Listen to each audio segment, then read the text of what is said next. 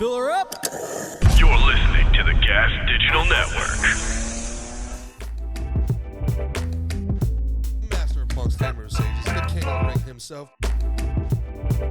But your boy Thicky Smalls, Gerard Michaels in the house. Well done. Handled well. That was beautiful. We got Omri, we got Christian, we've got Passover and Easter. We got Jesus Chicken in the kitchen. He is risen. What's up? It's your boy Thicky Smalls, Gerard Michaels in the house. And to my left, standing up after a long day of training post-rehab, the comeback bus himself at 6 foot, maybe 2.5 now, looking taller, 3.5 almost. 6 foot, 3.5, 200 pounds. Every one of them is a problem. The master of punks, the tamer of sages, the CEO of the RNC, the king of the ring himself, pretty Mickey. What's happening, bro? Doing good, my brother. I was there. I was 90% of the way there, and I flubbed the last part there. It's all good. How are you today, buddy? I'm pretty great. You got a double sesh today, huh? Double sesh. Comeback bus. Basically a triple sesh. Actually. Triple sesh. Yeah, I worked out from 8 to 10. Then I hit some pads for like 20 minutes with Dieter. And then I had PT. So I'm just like, my legs felt like they were going to throw up in the first session. Like, straight up, my legs wanted to vomit. Now, that part of fighting, I can understand. I get that. I've been there. Well, yeah, it's strength and conditioning. Yeah, that one right there. Yeah, not a big fan of that. Yeah, I'd rather take 100 leg kicks. You know what I am a big fan of? What? Tuco. On Friday, giving y'all gold. Tuco on Friday gave you guys a plus 375 off the rip. If you put $1,000 on Tuco's bet, you are today $3,750 richer. That's not bad. How do you do overall, though? Because you know me, I'm competitive. Yes. I went 6-1. Well, how did he do overall, Omri? I think he got everything right, except he said Izzy was going to win by decision. He won by knockout. Yep. So. And honestly, wait, are we just going off the clip? Wait. I'm literally gonna. I know he picked some wrong. I'm going to go. He gets 2 wrong for that one because he cost your boy a little bit of Scott-All because he says, look, it's only ever gonna happen if Pereira is hit the knockout, and if it doesn't, it's gonna go decision to the Izzy. And I said, wow, that makes a lot of sense. So I go Pereira knockout, and I hedge with an Izzy decision, and then Izzy gets the knockout. Happens, bro. It's fighting. Yeah, and then we were supposed to go to 11 after. Our girl Nancy was begging us to go to 11, but we were too tired. And bro, then did you see the I was about to go to sleep in the car. Did you when you see... went to Denny's? We had a great meet and greet, though. We had a great meet and greet. Meet and greet killed it. We went to Beat Culture Brewery down in Miami. Shout out to all the beautiful fans and friends that came along. So many beautiful women. Hang out. Yeah. And you got Christos Yagos, our boy, the Spartan, was there. Michael Johnson was there, right? Mm-hmm. I mean, and there was a couple other guys. Impa was there. Impa came late. Impa was there after coming off of 2 wins. Kasagany, yep. I think that's how I say. Yeah. I'm pretty sure. Great guy. Love Impa. Great guy. Yeah. Impa's another example. And Jason, too, right? Jason Jackson was there, the ass-kicking machine. But Impa's one of the perfect examples of the biggest killers have the biggest hearts. He's a very sweet, religious, God-fearing man. That's right. And a fucking beast, bro. Yep. He started fighting at 170. He's fighting at 205 now for PFL. Wow. And beating everybody's ass. Well, we've talked about that. One of the strongest, most athletic dudes in the game. It's if you're able to be strong and fast, sometimes I think the weight cut, and this is just me theorizing. You just hate the idea of losing weight. God, I do. Yeah, shout out to Jesus Chicken. Eat your Chick-fil-A over there. I think it's better to be fast and full. I think some guys suck themselves way too far out, man. I mean, that could be. I mean, obviously Izzy's right hand is the reason why, but that could be part of the reason why Pereira. He looks smaller, didn't he? You know what I mean? If Izzy look bigger? He's over dehydrated, it's all. It's a difficult mixture to figure out. You know what I mean? It's like could be a little this, could be a little that. Mm-hmm. Yeah. How are you feeling in your rehab now? What are you about? Fucking awesome. You're about 4 months. About 4 months in here post surgery. January, on the 22nd, it'll be 4 months. 4 months. So only 2 more to go, and then it's a wrap. When do you get back to the actual match? So pads. This is second week of pads. Yeah, hitting the little pads. Probably another month or 2 before I'm wrestling hard and doing jiu-jitsu and stuff. I hope people don't mind this being a food cast. Well, I got a feeling that the only person they're going to yell at is me. Yeah, so probably. That's all good. Well, look, I'm I'm a professional athlete. Mm-hmm. I came straight from the gym. Yeah. You know what I mean? I don't know what you've been doing all day. Not professional athlete stuff. No? Yeah. You haven't been professional athleting? No. I've been sending out avails and doing torturous crap in the morning. Yeah. Yeah, that's horrible stuff. Hey, Skank Fest was announced. What's that? We're not on it, man. What do you mean? We're not on it. What's mean going we're on? not on Skank Fest. The Gas Digital Festival here. Well, I'm sure that'll change. Omri, what happened here? Were we supposed to submit something that didn't get submitted? Is there some way we can blame this on you and not our lack of clout? First of all, you can always blame it on me. One thing I will say is that Mickey will always be welcome in the Gas Digital Boxing Championship that takes place every year at Skank Fest. So, you want to be the Ellis Mania champion, Mick? Nah. No. I can So wait, what? So I've never been to Skank Fest. Yeah. I was supposed to go a few times. Yeah, we got the invite the day before it started last year. You guys should come to Vegas. But yeah, Full but text. even in the past when it was in New York and I was in Jersey, they had invited me to go a bunch, and I was gonna go, but like shit always happened. Yeah. But I think it's got to be. Now they're in Vegas. Yeah. It's got to be a good time. Last year was unbelievable. It's got to be a good time. Yeah, really good. And it's an insane lineup that they've already announced. Anyone in the chat been to Skank Fest? Got to be, right? Gotta be. It's the whole point. Oh, they've a lot of them been to Skank Fest. So we're talking about buying tickets before you went live. What's your favorite part of Skank Fest, Omri? I have not been. I was only aware of Skank Fest for the last year, and in that year, I was not allowed to get on a plane because of my immigration status. You got to remember, Omri is living in a van doing stand-up comedy going across the American Northwest right now. So he's already broken his mother's heart. His mom and dad live in Tel Aviv. They duck Palestinian missiles every night. They just saw it. They were here to see him. Yeah, for, trying to beg him to leave the shiksas alone. Yeah. Right, and come home and take up the family trade of, is it lawyer, doctor, or accountant? Which one do we do over there, Omri? Oh, all three at the same time. I knew it. Land of Jews, G. Yeah. A law accountant MD? Yeah, they only take off from their law accountant MD business long enough to run a record label. Hey, whatever works, you know? Yeah, absolutely. Speaking of people from the promised land, he is risen. This is the day after Jesus came down off the cross. Congrats to everybody who celebrated that. This is when he came out of the cave. Came out of the cave to find the Easter eggs. Is that how that goes? Yeah, he moved a big rock, and then there was little rocks. I got to tell you, Jesus chicken, through the roof. Yeah. Best chicken. It's such good chicken. This Anthem beef jerky is pretty good. Yeah. Shout out to Jesus chicken. Big fan. Not a big fan of the Dalai Lama asking that young boy to suck on his tongue. Did you see that? I saw in the notes that you wrote something about that. Yeah, can we pull that up real quick, Christian? Can we pull that up? So why is he telling a kid to suck on his tongue? So I don't know, because Scrappy hasn't found him yet. The Dalai Scrappy, Lama. Ryan. Yep. Was it 561 PC? That's right. He has Get a young boy sitting on his lap. And already a little sus. Smiling with the young boy, you know. If you're not Santa, don't have little boys on your lap mostly, you know? Maybe. No. Is there a video I could pull up? Yeah, it's like all over the internet. It's the number one trending thing. It's fine. No big deal. Well, I'll just try to describe it for our people listening at home. Take smaller bites. That don't like the ASMR. Don't be chewing. The Dalai Lama kisses this boy right on the lips. Big smile. The boy's like, wait, what's going on here? And then the Dalai Lama. Did you kiss your family on the lips? No, it was always weird. I had a grandpa that liked to do it, and I was like, no, don't do it. No, I do like the little turn at the end. Yeah, my family did that for a while, like even like with our aunts, our cousins, whatever.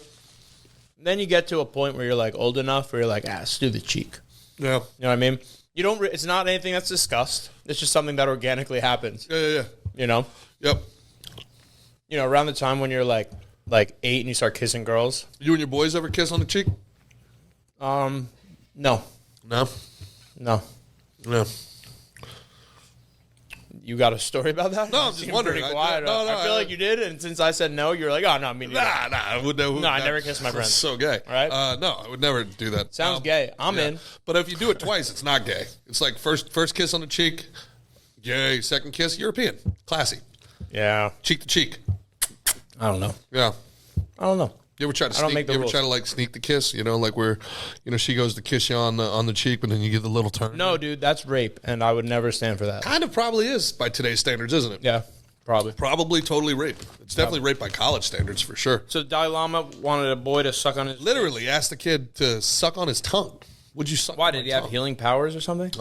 Maybe. Well, you know what? That's a good point. We haven't seen the whole clip. Maybe there was a second part of that. It was like, maybe suck on my tongue and I'll cure cancer. So maybe it wasn't all bad after all. Attaboy. Yeah. Optimism. Which brings me to our next thing, Mick. Gratitude. Gratitude. What are 3 things that you're grateful for? Well, one of my gratitudes might be a little dependent. I was going to be really grateful we talk about the Iliad before talking about all the Budweiser and That's nope. so that's not being. I'd be grateful if you swallowed. Yeah, you know what? I think I decided that I'm going to allow you to go first because I want to eat more. Oh, okay. You know, Yep. rather than you trying to kibosh my what I'm excited about talking about. Sure. The Iliad's a great story, and there's a lot of lessons to be learned the about Iliad that. and the Odyssey. We're going to get to both of them. But first, topical stuff. And you want to talk about Bud Light? Bud Light. What else? Well, there was a big shooting today we should probably talk about. There was, There was? another shooting today while you were Who off. got shot? A bank employee shot up his bank. Is that correct, guys? Am I correct in that? A cop died in pursuit of him. I believe Did last the guy get night. away? No, he was killed in the shootout. I They believe, never get away. at the. Well, that's what they'd have you believe, right? That they never get away? Yeah. You think it's bullshit? No, I think oftentimes they don't get away. The Vegas one's a little iffy when you really start digging into that because there's so much nonsense behind that story. It's like crazy. The Vegas shooter's wild. If you really want to get into conspiracy holes and stuff, the Vegas shooter, like nothing adds up to it at all. Really? Yeah. This one was in I'm Kentucky. seeing that he But this was in killed, Louisville. Yeah. yeah, Louisville. He killed 5 people. Yep. Right outside the am baseball not- stadium. I am not hearing anything about a cop, but I'm going to read into this. But he Yeah. killed at least 5 people as of an hour ago. So this is what always happens. What will happen next is As of people an will- hour ago? But he was killed? Yes, he was killed. All right. And then now we're gonna get our gun frenzy online. Got to take all the guns. No, we need more guns. No, we blah blah blah blah, and on and on and on it goes. What's your answer to that? What do you mean? Well, what do I mean is, which side do you fall on of that? Because I believe that a good person with a gun kills a bad guy with a gun. Yep. And since we can't go back and get rid of all the guns like I'd like so much, You would actually like if we got rid if of there's 0 guns, like the government doesn't have guns, the military doesn't have guns, Yep. nobody yeah. Do you think you would like that because that would then put you at a much stronger position than everybody else? As a bigger, stronger, more tactically apt person than almost anybody walking the planet? Perhaps that has something to do with it, but also, any nerd could squeeze a button and make a person die. Correct. You know? I think that's a good thing for society. You think that's a good thing? I do. Nobody wants to hear it in times of tragedy, and it sounds callous, but I think that part of the reason that, we have nuclear weapons now.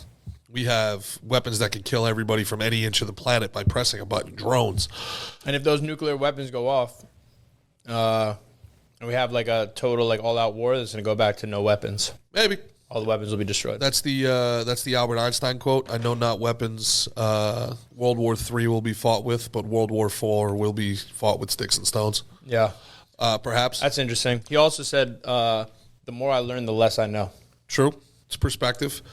But think about... He also said, let me fuck my hot cousin real quick. She was not hot, so he definitely did not say that. He was pretty much like, I'm so busy with this whole, this whole philosophizing the universe through numbers thing. Like, I'll let my cousin... The more I learn, the less I know is a good one. top me off. Because everybody else, so many people pretend like they, know shit. You know what I mean? Yeah, but a lot of people do know stuff. I think really... I don't know. I'm not convinced. I'm not convinced. So What do you mean no? What do you mean no? I think a lot of people do know things, but then the more you know, you realize it's not like he The didn't more say... you learn, the less you actually do know. That you think you know, until you actually learn more, and then you actually don't know. No, it means that he learns more, but then he realizes there's so much more out there that he doesn't know anything about. Doesn't mean he learns any less. That's not what I'm saying. I'm saying what you just said. Yeah. So it's not a bad thing to learn in that regard. It's not like but people with like super strong convictions are often, I think, either like it's like they're pretending, like they're pseudo intellectuals rather than like people who actually do like hard like the more you actually learn about a subject, the more you'll realize that you actually don't know. Maybe. But I think the more you learn about a subject, the more you know about that subject. And then, I think we're crossing over between knowledge and humility. He was making a statement about humility. He's like, the smarter I get, the more I realize I don't know everything. Yeah. So it's really not about knowledge. It's about I don't humility. think it's about humility. I think it's about seeing how expansive and how big the like issues and things are that, you're just less, people are less like profound than they actually like act like they are. Maybe. I think that in today's world, I tend to agree with you that, people do everything for a sound clip, or they do something for a cool tweet or for a retweet or something like that. And it's very superficial. People seem like they have a lot of superficial knowledge about things. And then there's not any depth to it. They'll hear somebody that they believe is smart, and then they'll regurgitate their perspective to kind of like clout harvest. In that regard, I do agree with you. But I also think that we have access to more information now than ever. Like right. there's no reason not to be knowledgeable on a subject. You'd have to be. But the more you explore a subject, I think there's more you'll see that you're deficient in, that you lack. You know what I mean? That's what the quote means. I see. I read it differently. Okay. I read it differently. I think that, the point he's trying to make is that the more I learn about this X, the more I realize there's so much out there in the world to know about that I don't know anything about. Like the more I learn about, radioactive tendencies, the more I realize, like, man, I know nothing about fucking how to play a guitar. I know nothing about it. Like, so people may think I'm smart because I'm smart in one subject. They're like, wow, right. You're so smart. Specialized, correct. But, my car breaks down, there's nothing I can do. I have no mechanical inclination whatsoever, right? So, like, who's really smart here? Like, and I think that that's a societal thing, right? Like, you look at the mechanic as somebody who's not so smart. But then, anything happens in your house. We talked about the plumber, the electrician, the tradesperson over the last 50 years because of, the college industrial complex, let's call it, the education system, pushing education above all else. People that take those jobs are seen as somehow, less than in many, intellectual circles. Yeah. They are, and that, I don't even really think that's debatable. There was just that woman, the teacher that went to her school board in Georgia lamenting that they were listening to parents. They were like, why are we even listening to parents? I have a PhD in education. Why should I listen to any parent? Oddly enough, she didn't have kids. Yeah, but that person's a fucking idiot. That person's way dumber than any plumber or whatever the fuck else job that you want to say is, I think the way you said it before is probably dead on. She specialized, right? Yeah. She specialized. And but for her to make that statement proves she's a fucking idiot. You don't think it has Why are we listening to people? The fuck is she talking about? Yeah. Do you think she knows the way? It's elitism. She's the same thing I was saying before. She's super smart, but there's this idea of elitism and what credentialism is a big word being thrown around now. Like, especially I get with it. You go to school and you're within that box your whole life, and then you get, degrees, and they think degrees equal actual worldly knowledge. It doesn't equate. No. But they want the respect of someone who has gained that worldly knowledge. Well, I won't give it. Not getting it from me. I know you won't, but everybody else seems to be giving it. All right. Speaking of worldly respect, Devin Mulvaney. What's her name? Dylan Mulvaney, right? Devin Moultrie? Devin Moultrie, our boy.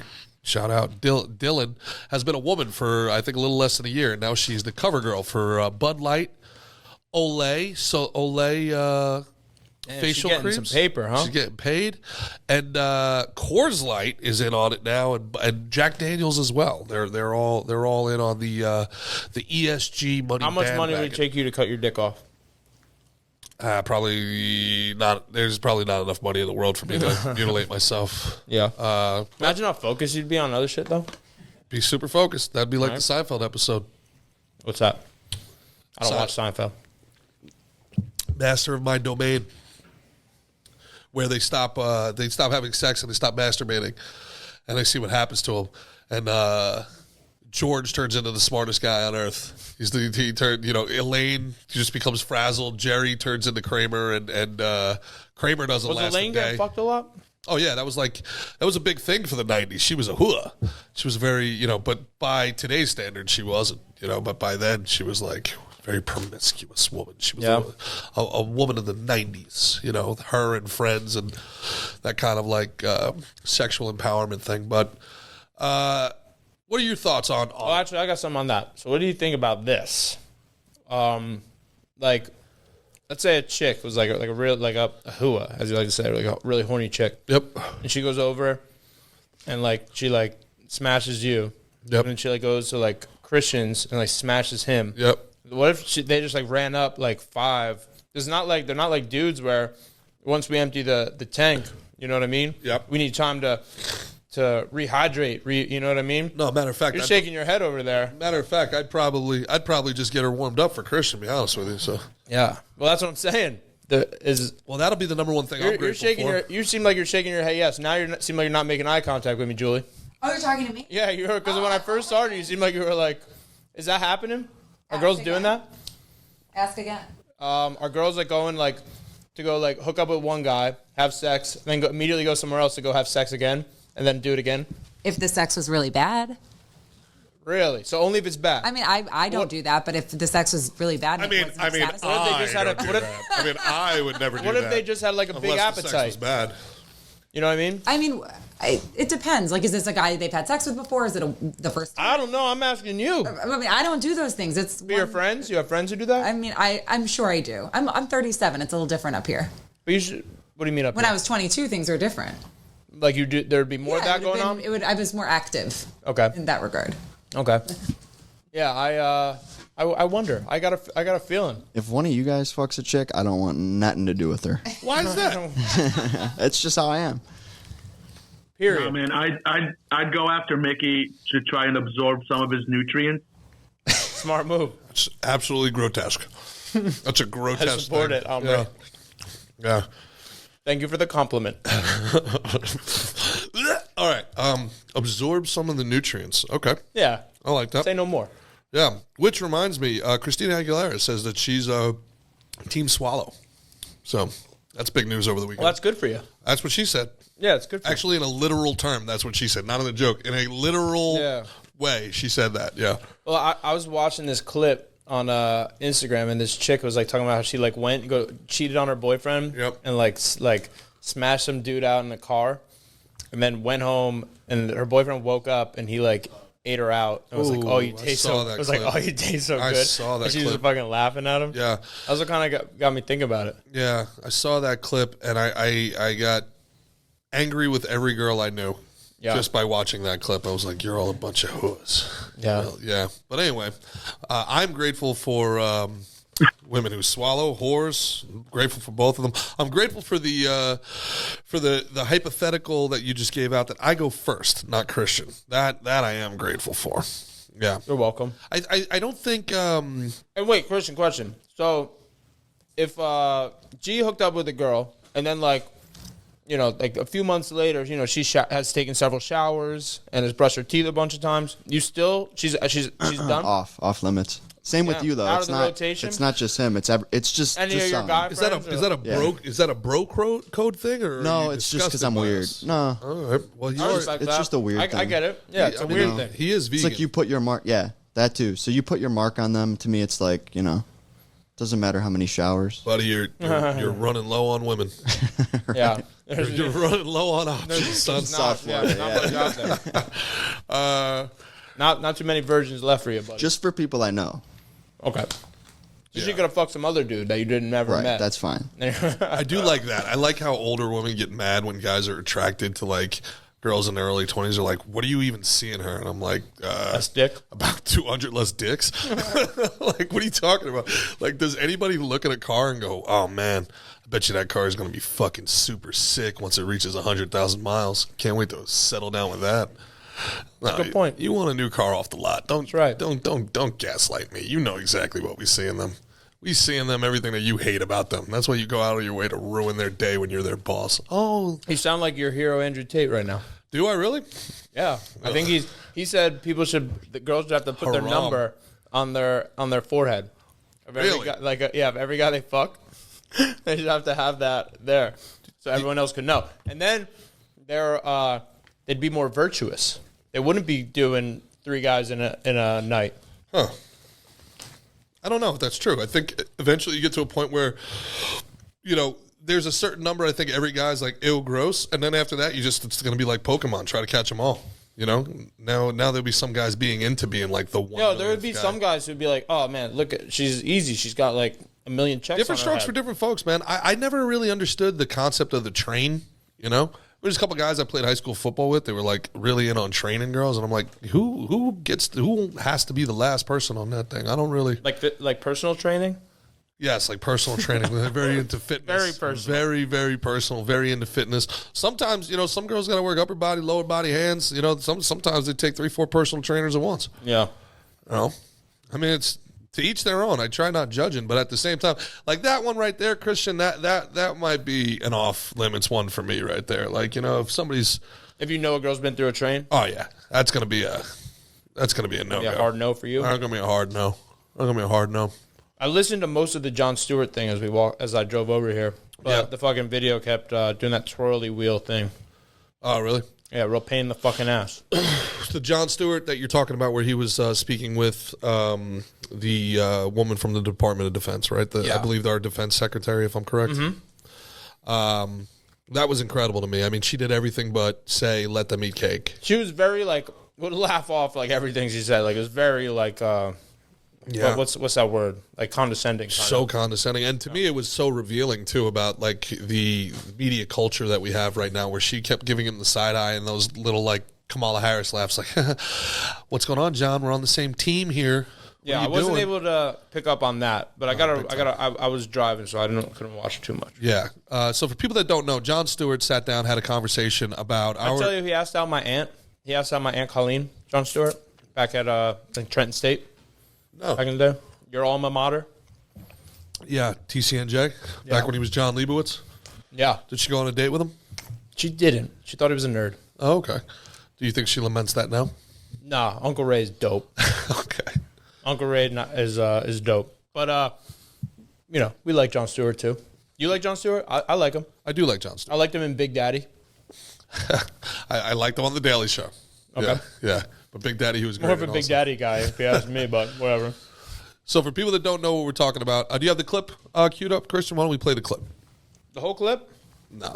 I don't know if I have audio, though. Oh, well, then let's not worry about that then. So just give us a synopsis. So our Department of Defense got a raise of $50 billion in the budget, up to $850 billion budget. Score. Big time. And the first thing they did was fail an audit. Then they don't know where the money is or where it went to. Now, Jon Stewart is talking to her about that, and she's trying to get him, as all lawyers do, on semantics. No, that's not what an audit is. That's not what audit means. I heard that part where it's there's a difference between waste and audit. Correct. And he said it's wasteful, it's corruption. And she says, no, let's not throw those words in there. And then he walks it back for a second and says, I'm not saying you're corrupt. I'm just saying people I'm not could saying you say. did this. And she's like, I assure you, I'm not. And he says, well, what would you say to the people who say, which is a brilliant debate technique of making someone answer a question that's from you without it being from you. From the people who say. And what would you say to I agree with you, but what would you say to the people who say that if you have $850 billion and the lowest levels of your army, your armed forces are on food stamps, that this is corruption and greed? It's a great question. Not only can they not tell you where all the money went or is going to, but the bottom 20% of our armed forces, people that are both active and no longer active military, live below the poverty line, which is fucking crazy. Yes. And speaking of which, you said there's a good chance of, if this shit continues, there being a draft instituted because of our military numbers have been very low. We've been under the goal each year. So that'd be a good incentive. How about make sure these guys aren't on fucking poverty? well, here's the thing. And Lindsey Graham, Republican Lindsey Graham, just came out and said it fucking this morning, that we should start counter military measures. China's been running military measures in the South China Sea over Taiwan, just flexing on them. So I'll try to do this in a minute or less. In the Ukraine, it's a stalemate right now. We've sent as much money as we possibly can over there. We have to win. They have to win that just for America even to get a dime back over the next 50 years. The idea of us sending these billions of dollars over there is a lend-lease program. So after, America wins, then they get all the resources and they get, After money. Ukraine wins, Yeah, sure. then America wins. If America wins in the Ukraine proxy war, they'll get the money back plus some over the next 50 to 100 years. If Russia wins, or if there's a coup in the Ukraine and Zelensky's out and they sue for peace, America's not going to get shit. You're going to get nothing. So America is you're not going to make that sort of financial investment and then not go back it up. You're not going to go send your foot soldiers out there. So there's a very high likelihood over the next 3 years that there will be boots on the ground in Ukraine. All right? Yeah. If that happens, China, being as intelligent as they are, is going to realize that America now for 5 years, and they're not going to hit it this year, and they're not going to hit it next year. So that'd be 7 straight years American military recruitment did not hit their projected numbers. All right? And that's even after they've lowered their standards. So we have dumber people, less apt people, physically and mentally, less acuity in our military than ever before. And we're still not able to hit our numbers. Okay? So if we send people to one front in the Ukraine, China is immediately going to press Pakistan, they're going to press North Korea, and they're going to press Taiwan because they know that we can't physically defend those areas as well. Now, there's a whole other argument to be made. Why the fuck we're in any of these places to begin with, which is the argument I would make. Yeah. Okay? George Washington would make the same argument. Correct. Ron Paul's been making this argument since the fucking 70s. So Crazy. Ridiculous. If we go what there, are we, the world police? that's the thing. That was a movie. That's the thing. America. Fuck yeah. Coming through to save the motherfucking day, yeah. So if China presses into Taiwan, and we've already pledged to defend Taiwan and defend democracy, and we don't have enough people, guess what happens next, people? You go. What happened when we didn't have enough people for Vietnam, after Korea, after World War II? Granddad went. What did they do? Christian? War. Don't know? Omri? Weren't American? It's the draft. It's the draft, ladies and gentlemen. It's the draft. It's the Selective Service. Now, featuring your daughters as well as sons. Congratulations, equality. So the first person... Why wouldn't they just use drones, though? Why would they have to send people there? There's not enough drones in the world, man. This isn't Terminator T2. They better start cranking on them drones. Yeah, man. Listen, there's a lot that you can do. There's a lot that you can do from behind a computer desk. There's a reason why you can't, Now, what they're going to try to do is they're going to make NATO get involved. But BRICS is starting to really form. I mean, Mexico wants in on BRICS. This is like crazy geopolitical stuff. If you want to learn more about it, hit me up, and I'll talk about it on like an Instagram Live or something like that, because this will take a whole hour talking about this shit. But let me put it this way.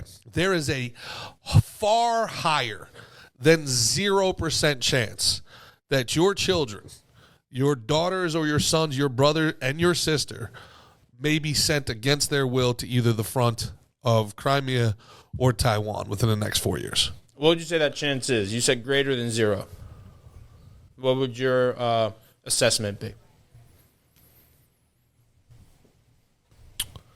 My honest, pessimistic view on the world? It's your honest one.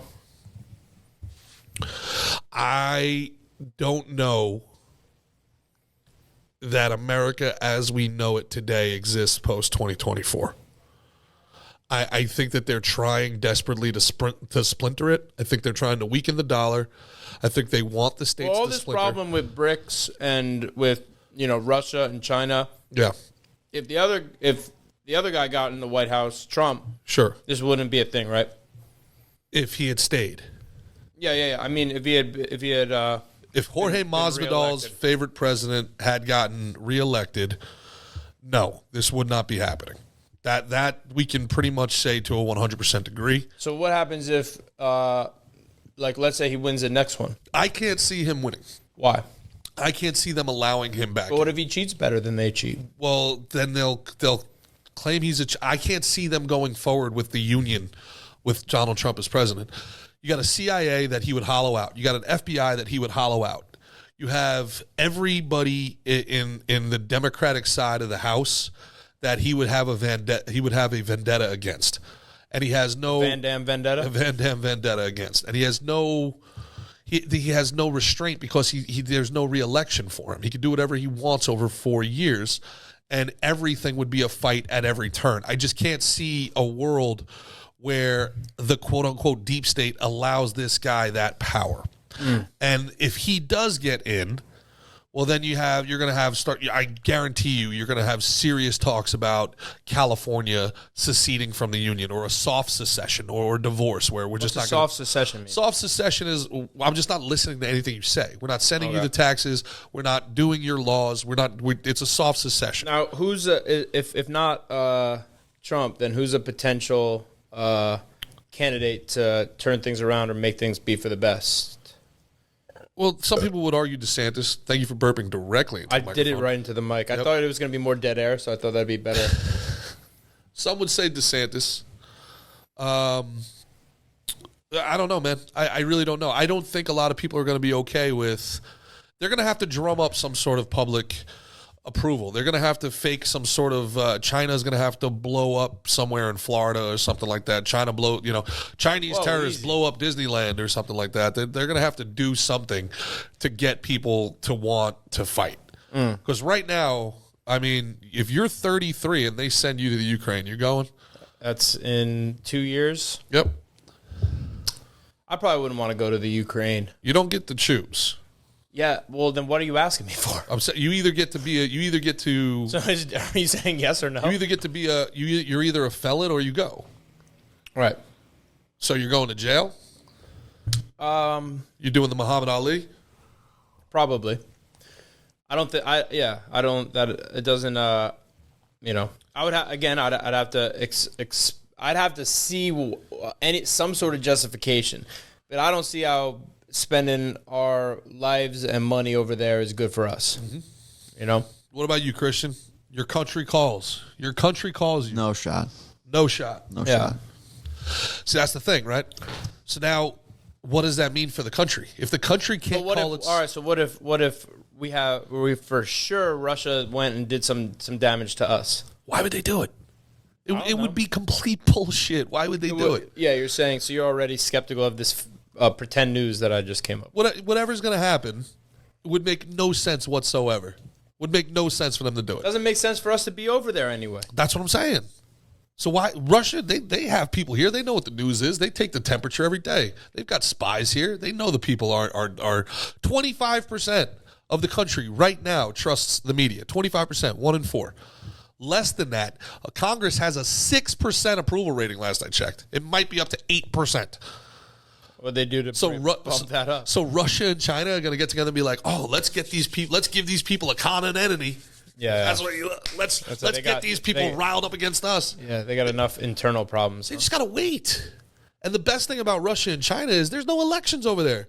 It's not like this guy has to beat us in 4 years. So Putin's just the man forever? He's been the man forever. He's going to be the man till he dies. Same thing with Xi. He ain't going nowhere. There was other guys in Russia. Since Putin decided to take over? No, I don't. I just know there was a Gorbachev went back with Nixon and shit. Like back so before you were born. How long was he in there? Gorbachev was Reagan. Okay, and then who was next? Gorbachev was the last one. Mikhail Gorbachev started perestroika and ended the USSR. Okay. So, And then after Putin took him over was that? the first president of the Russian Federation, who I believe was Boris Yeltsin. Tell me if I'm wrong on this, Omri. I believe it was Boris Yeltsin. And then after Boris Yeltsin, it was Putin, who was Yeltsin's handpicked guy. And then was he like Caesar, like he didn't want to give up power? He just was like, nah, I'm just a man for life? Yeah. And Putin's been that way forever, man. Putin's KGB through and through. I mean, he was their guy. He was their hitman. He was their Michael Corleone. So this idea of he wants the USSR back. This is him making things right with what happened. So it's very interesting times ahead, man. Very, very interesting. Sounds like times shitty ahead. times ahead, if Well, you ask me. it's very interesting, and it ties all into the trans movement. I know that this sounds crazy to people. It sounds like craziness, but this is coming from overseas. It's coming from this thing called ESG, Environmental Social Governance.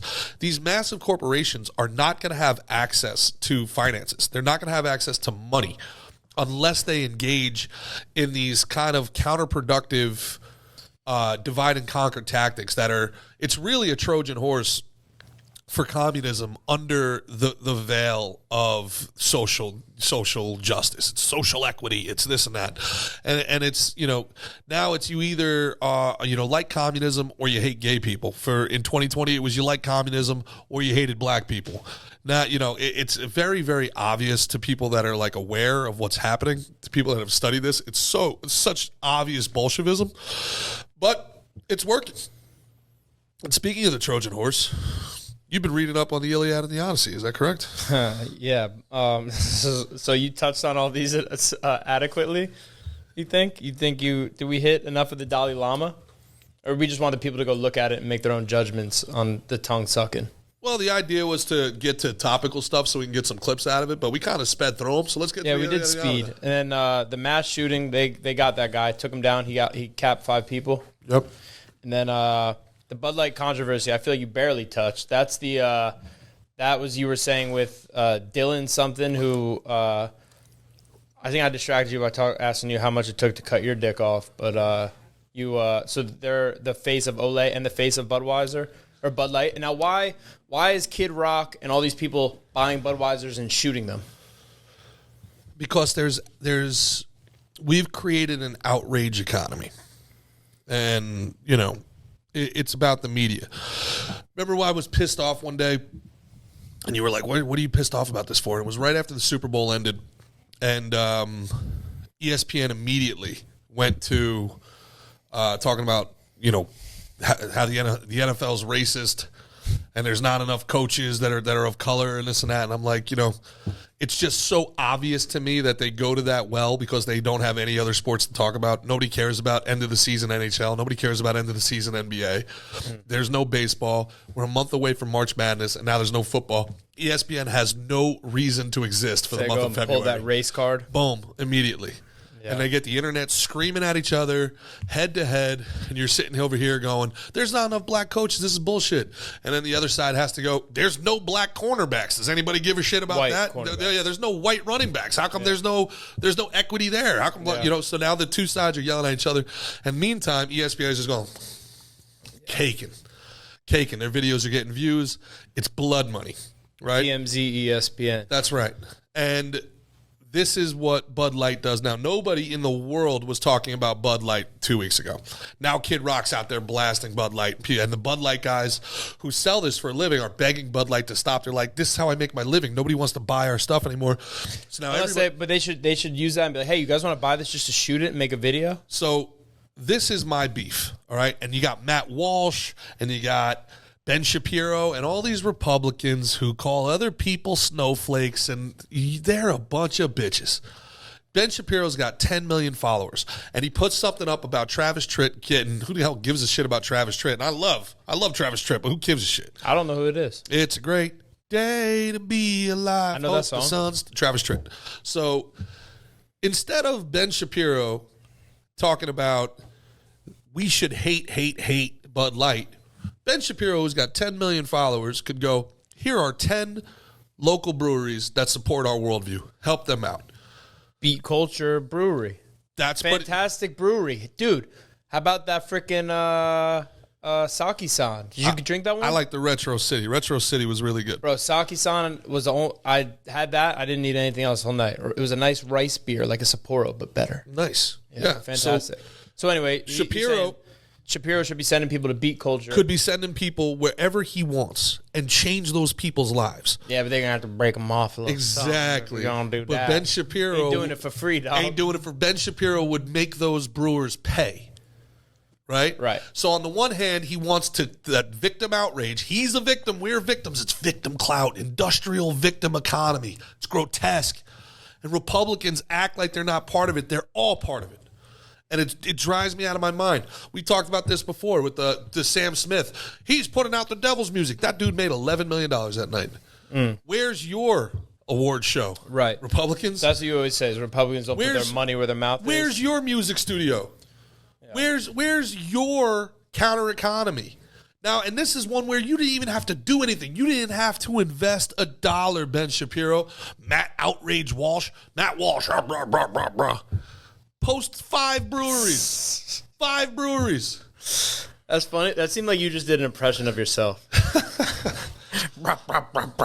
No, Matt Walsh is he's making this brand as like I'm gonna be the tough guy. I'm gonna be the tip of the sword. I don't care what people think. Shut the fuck up. Yeah, I don't know much about him. Listen. Speaking of tip of swords though, before guns. I don't think you. I don't think that you really want to live in a world without guns, but what do you mean? I think that's a virtue signal on your part. That's part of virtue signaling? That's part of your feminism. Yeah. There's no way you want to live in a world without guns. Why not? Because guns afford you the life that you live currently. Me? Yes, absolutely. 100%. What do you explain when you say I'm doing a virtue signal? I do. I think that you said... I think you're fucking wrong. I could tell you emphatically that, if I could snap my fingers and they all go away, I'd do that. Now, does this include all projectiles? Does this include bows and arrows? You get spears and bows and arrows. You get spears and bows and arrows. What about a crossbow? Is a crossbow going too far? Nah, you could have crossbows, I guess. Crossbows. Okay. Yeah. What about cars? Can we have cars, or do we go back to horseback too? I think cars are okay. Cars are okay. So if I see you and your guys, right? I will shake a car. Shake a bullet? I don't know. If I get myself a big old Herman Haymeyer killdozer. Hey, you don't. Yeah, I have quick feet. I'll be okay. If I get myself a $5,500 Ombre Suburban, you're gonna crash it. Yeah, but that's the idea. Crash it into you. You're not going to crash it into me, I already said. I'm going to shake it. Because I'm going to act like I'm going this way, and then I go that way. And you're like, you won't be able to juke with me. Dude, we have the most deadly projectiles ever in the history of man, and we are safer than we've ever been. We're more prosperous than we've ever been. There's more humans than ever before. There is something to be said for mutually assured destruction. I hear your point. Now tell me how I virtue signaled. Not letting you off that one. I wish that there were no guns. If there was, no. I think if I ruled the world, imagine that. Are you dumbing it down? Are you dumbing it down? Listen, I said since there are guns, need guns. Sure, need plenty of guns, more guns. I think more good people with guns is gonna nip the crazy people, the bad people with guns in the bud. Right? Someone pulls something out. Some good guy's like, fuck, I gotta put him down. You know what I mean? Someone wants to go and pull some crazy shit. But if I could snap my fingers and make them all disappear, I would do that shit. Then we don't, because there isn't, the crazy guy won't have the gun, and the good guy won't have to put him down with a gun. A crazy guy wants to start roughing people up, the good guys will put him down, and he wouldn't get away with as much killing. But I don't think like government and certain people should be allowed to have guns. Yeah. You know what I mean? I don't think like just the cops should be allowed to have guns. Yeah, I agree with you there. I don't think, you know what I mean? I think, power can corrupt, and I think it should, if there's going to be it, then there needs to be it to counterbalance. What do you think happens to women the day after every gun is gone? What do I think happens? I know what you think happens. What do I think happens to women the day after every gun is gone? Tell us. No, I asked you first. No, I asked you first. You definitely did not. I asked you first. Well, Christian, Omri, play the tape back. You go ahead and say what you think. What do you think? I genuinely am curious. What do you think happens to women the day after there are no guns? I don't know. Maybe they get a little less mouthy.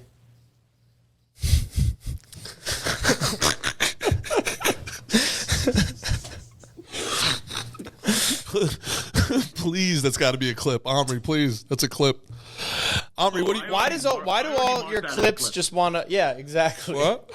What Omri, what do you think happens to women? Gerard the day wants... after there's He no wants guns? me to say, they're all getting raped. No, That's what he I wants me to definitely do not fucking want say. that. No, yeah. I don't. Yeah, that's what you Is thought that what too, I right, want, Christian? Is that where... Look, he's shaking his head fucking yes. I got to tell you. What I hope is that they all become proficient with knives and BJJ. Yes, exactly. BJJ and BJs. Yep. Absolutely. I really think that people have just such a poor understanding of history and an even worse understanding of human nature. I mean, we can go back. We can just look at what happened. Guns have been around for what? Like 400 years?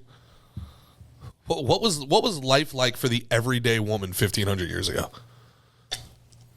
And that Maybe they were happier. Every feminist in the world is so loud about getting rid of firearms. Firearms have afforded them freedoms their ancestors couldn't even have begin to fathom. It's given them a seat at a table that their ancestors could have only ever prayed to God for. They owe everything to guns, all of it. So you're actually a feminist by every feminist saying should, you're happy that there's guns. Every feminist should be so loudly pro Second Amendment, it's insane.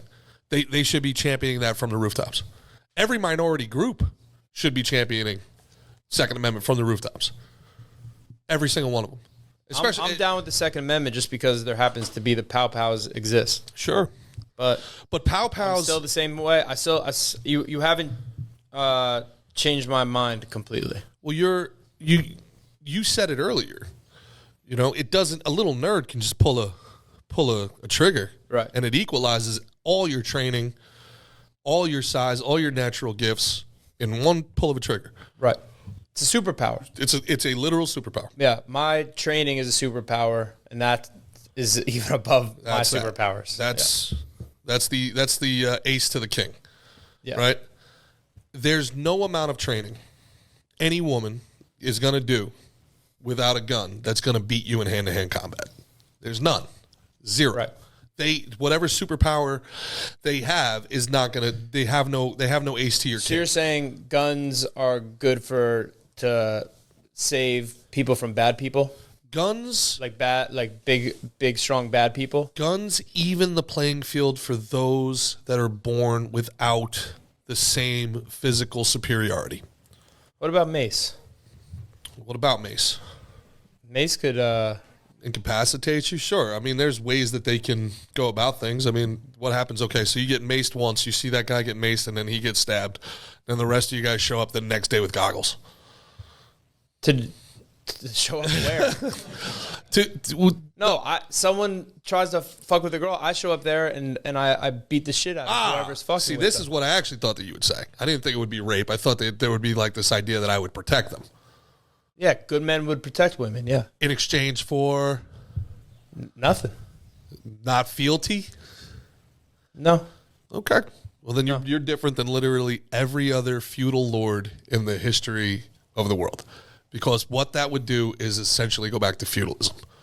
With the day guns are taken off planet Earth, we regress back to feudalism. I'm a feudal lord, and I protect my flock. And all I demand is fealty. Fealty meaning like your... Loyalty and taxes. You work for me, you do my bidding, but I'm the good guy, right? Like I'm protecting you, so maybe you do my laundry, right?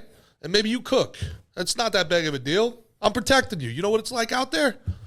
You know? Yeah, I mean that's not a terrible thing. If I have to go out and fight some things, if some laundry got done, that'd be nice. There you go. Now they're back cooking and cleaning. All these feminists. Never mind. Maybe it'd be better for them. What? Maybe it'd be better for them. No, I mean there's a lot of like traditional women who like they They believe in that. I tell you what, we'd start hearing people clamor for the return of the nuclear family quick. You'd stop hearing all that shit about, you don't need your dad or your brothers or a husband. Quick. Yeah. Quick. Things are the way they are for a reason, folks. We have evolved to the state that we've evolved in for a reason. And I understand the big pew-pews are scary, and every time we hear something... Yeah, they're loud. And every time we hear something, any tragedy happens, it's so... like, it hits us all to our core. That could be us. That's not right. These people did nothing to deserve that. And I get it, and I understand it. But the big picture here is look around at the society that we've created, which is the greatest, most free society in history. And every time something happens, the reaction from the powerful is, you should just give up some of your freedom, and I'll make you safe. It's never coming from us out. It's always coming from out in. Guys, if you just let me put a leash on you, this would never happen. And every time they whittle away. They win a little bit more. They win a little bit more. So I don't mind being the asshole. I don't mind. I don't mind being the person that says, this is what's going to happen to you. You're advocating for your own enslavement. God bless. Like you said, you're going to be okay. I'm going to be okay. A world without guns is better for me. A world without guns is righteously better for me. Yeah. But so you're being selfless by saying that the world is better with guns. Absolutely. Because I'm antiquated technology. Look at me. I'm antiquated technology. I am. You're not that old. I'm a battleship in a world of drones. Right? This thing right here, this was made for medieval melee warfare. This isn't made for a world where Justin Bieber is the fucking king of sex appeal, right? This is made for a world where I survive fucking deadly winters. Right. And hand-to-hand combat. This is not made for a world where fucking Calvin Klein models get every girl fucking wet. And there's never conflict, ever. And if I do anything, somebody who's dumber than I am, weaker than I am, can just pull a fucking trigger and equalize me. Or put me in a cage for the rest of my fucking life. Right? If somebody who has more power than I do snaps their fingers and points their finger at me, all their drones point the guns at me, and there's not a fucking thing I can do. I can either die or fucking obey. A world without guns, I'm a warlord, man. You'd be a bad guy? 100%. You'd be a bad guy? 100%. I'd be good to my people. But who'd you be bad to? The people who aren't my people. Are they bad people? No greater friend, no worse enemy. People or good people? You're going to be bad to some good people? I think good or bad is dependent on where you're standing in the argument. I agree. I think good people can do bad things. I think bad people can do bad things for a good reason. The good bad binary means nothing to me. I tell you what, if the world collapses, and you're a good person standing in the way of my family getting medication, I'm going to do bad things to you. Right. Does that make me a bad person? Maybe. I'm okay with it. And I'm telling you, a world without guns is not a world you people are ready for. I fucking promise you. I promise you. I know it sounds good to say this on the internet. I know everybody's like, yeah, the world without guns. No, you guys are not ready for that world. But it's not even possible. There's already guns. They've been invented. Yep. There's a world without the citizens having guns.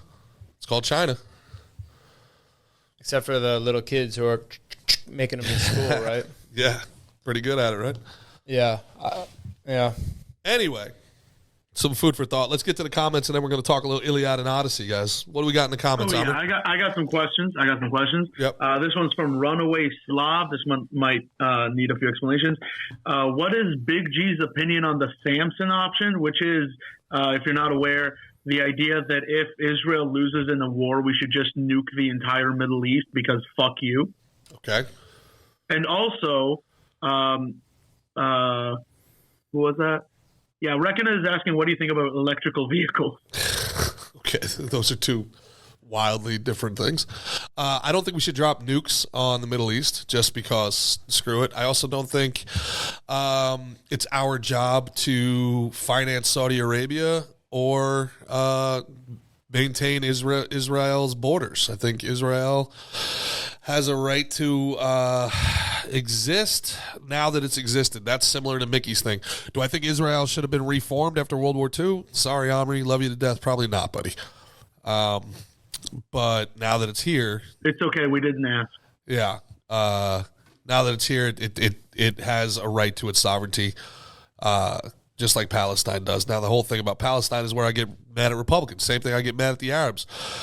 If Palestine has a right to exist, cut out some space for it. Let it exist. How come none of them are willing to help them at all? Because they like having this thing to stump for.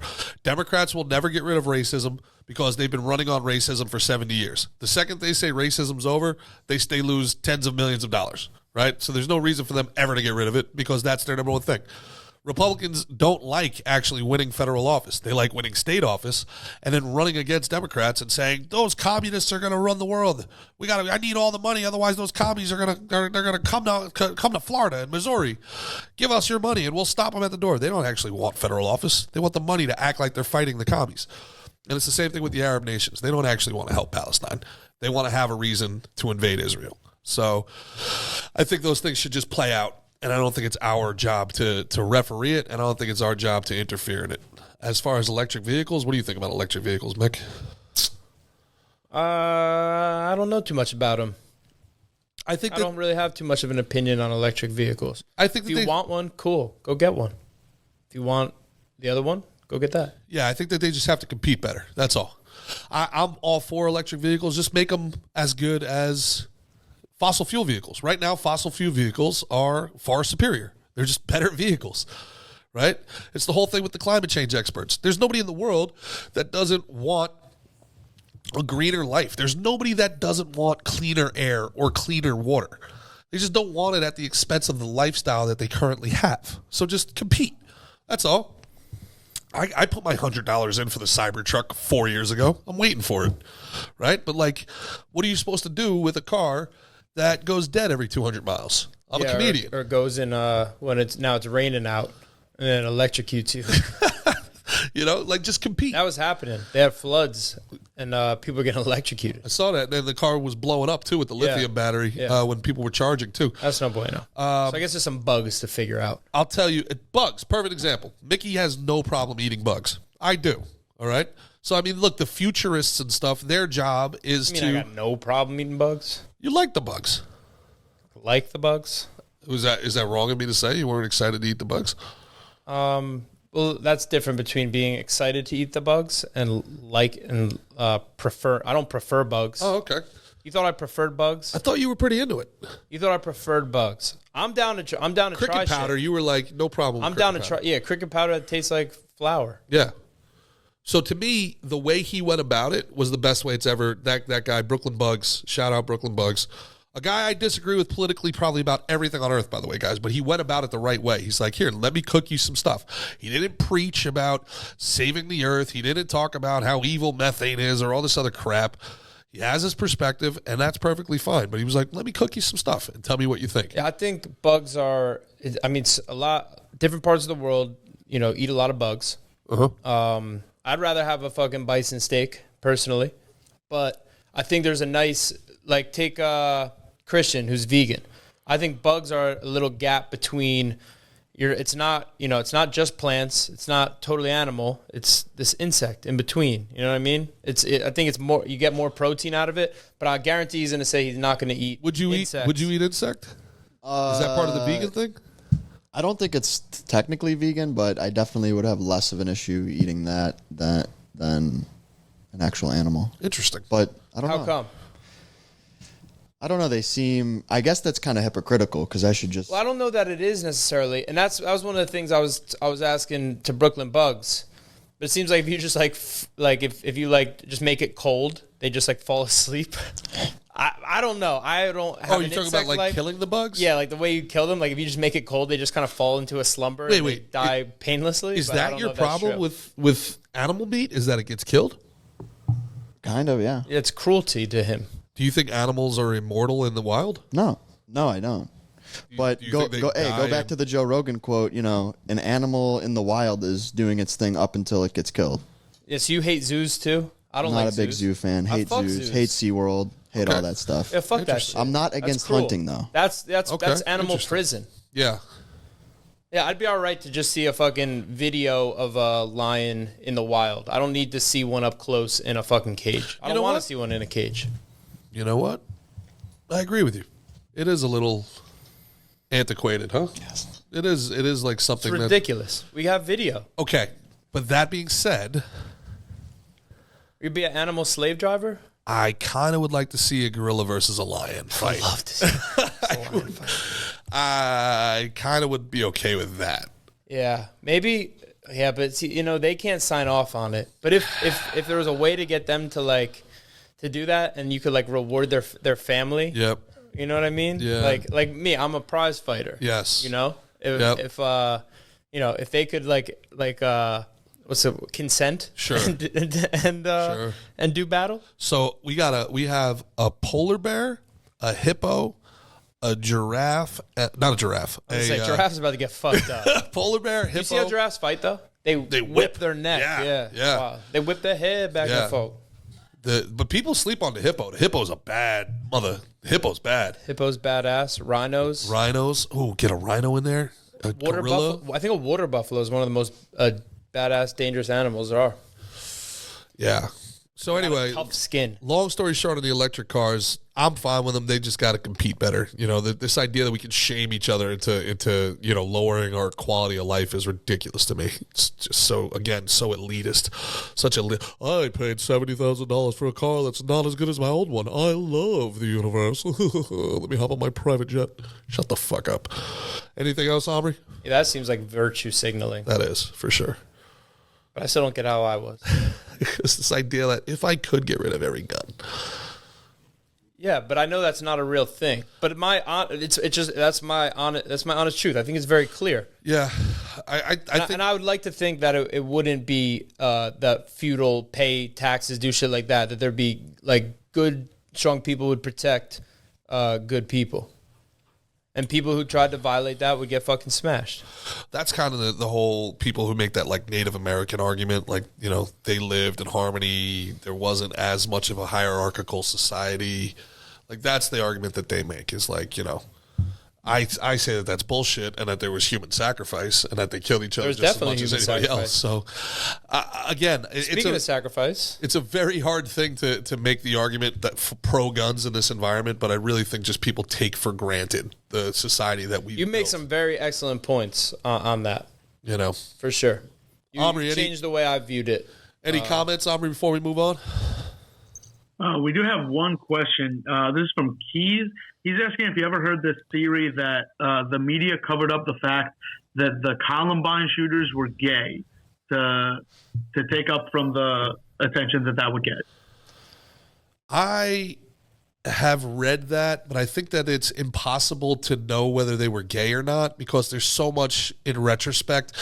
Every freaking activist group tries to jump on these things and plant their flag.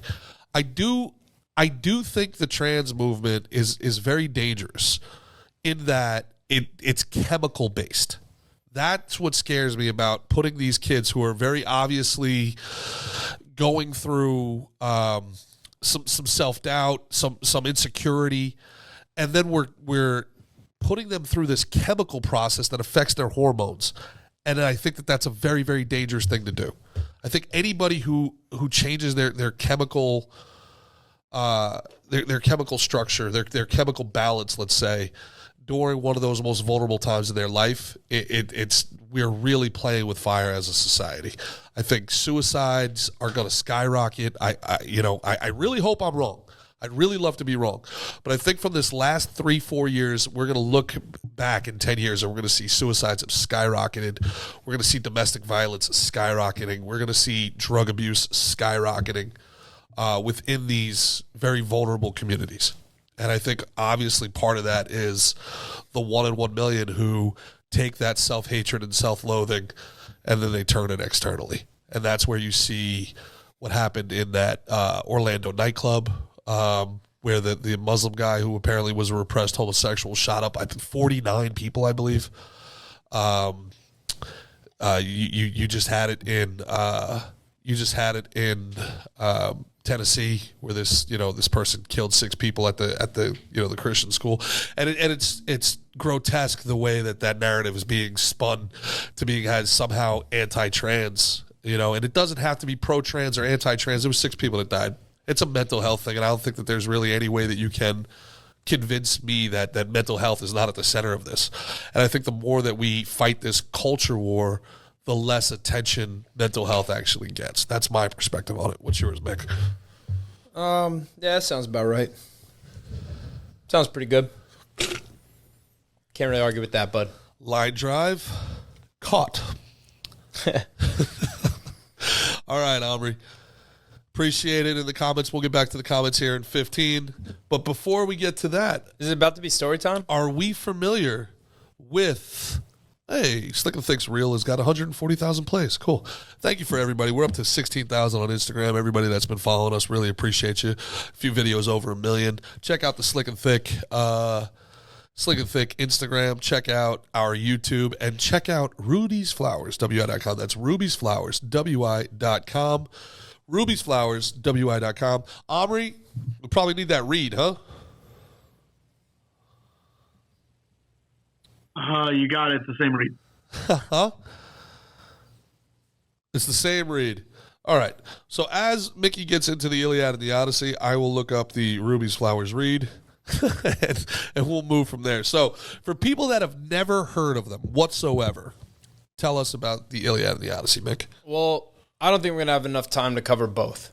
So Okay. I think we'll just stick with the Iliad. The Iliad is an epic poem written by Homer, but it is the story of the Trojan War. Christian, are you familiar with this story? Slightly. Yeah, slightly. All right, well, you could be our audience proxy as well. So if you have questions, you know what I mean? So this goes way back. Now, I've always found it, like, how much of this is like, because this war actually happened. But there's so much, like, mysticism and God's doing this and God's doing that in it that it's like, there's not, it's hard to kind of decipher and stuff. So let's take, the whole thing started over, they call her Helen of Troy. Helen was the most beautiful woman ever, all right? And she, I guess, was, like, her father was Zeus. And now this is a real woman. I don't know, there was a lot of gods sneaking places and, like, having sex with women, and I think So she's a demigod? Zeus disguised himself as a swan, and had sex with Helen's mother, and made her. You know why, Christian? Why? Because Helen didn't have a gun. There's a lot of that in this. There's a lot of that. As you were talking about it, I'm like, there's a lot of that. So, we're gonna start with so Helen's Greek, right? And she's the most beautiful woman on earth. All these men are competing to be with her. Her father and Odysseus, who the Odyssey is all based off of, and Odysseus plays a huge role in this war as well. He said he's very smart, very cunning. And he said, look, everyone's gonna want Helen, but what we're gonna do is all the people who compete are whoever Helen picks, that's the guy. Everyone's gonna support that, and if any battle were to come of that, we're gonna support. Little did he know that this turned into one of the craziest battles ever. So Helen goes and she picks Menelaus, who is the king.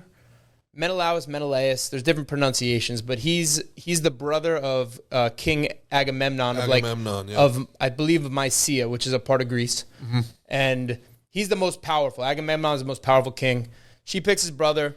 All the other guys all the Greeks are like, all right, cool. We support this. We all had a chance. You know what I mean? So we're going to support her decision, blah, blah, blah. Now, across the water, there's this place called Troy. All right? I believe it's King Priam and his wife, something with an H.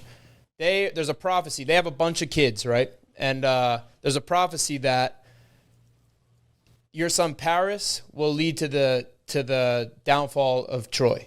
So when Paris is born, he's first called Alexander. The mother decides to give him to what was he? To a shepherd, and basically says she couldn't kill him. So she gives it to the shepherd, and tells the shepherd to kill him because we don't want the downfall of Troy. Paris has like 50 brothers and sisters, maybe more. One of the most notable ones is Hector. So I'll tell you more about Hector. Another one is one of his sisters, Cassandra. So we'll pop back into that. But basically, the shepherd takes Paris, brings him to near the water. He can't kill him either, so he just leaves him there, walks away. It's eating him up. Days later, he walks back and he sees this boy Paris, still healthy, sucking on the tit of like a sheep. And he's kind of like, all right, I'll raise this guy myself. He won't get in any trouble, right? Yep. So he takes him, and years later, there's this big wedding, right? So he just keep growing up as a humble shepherd.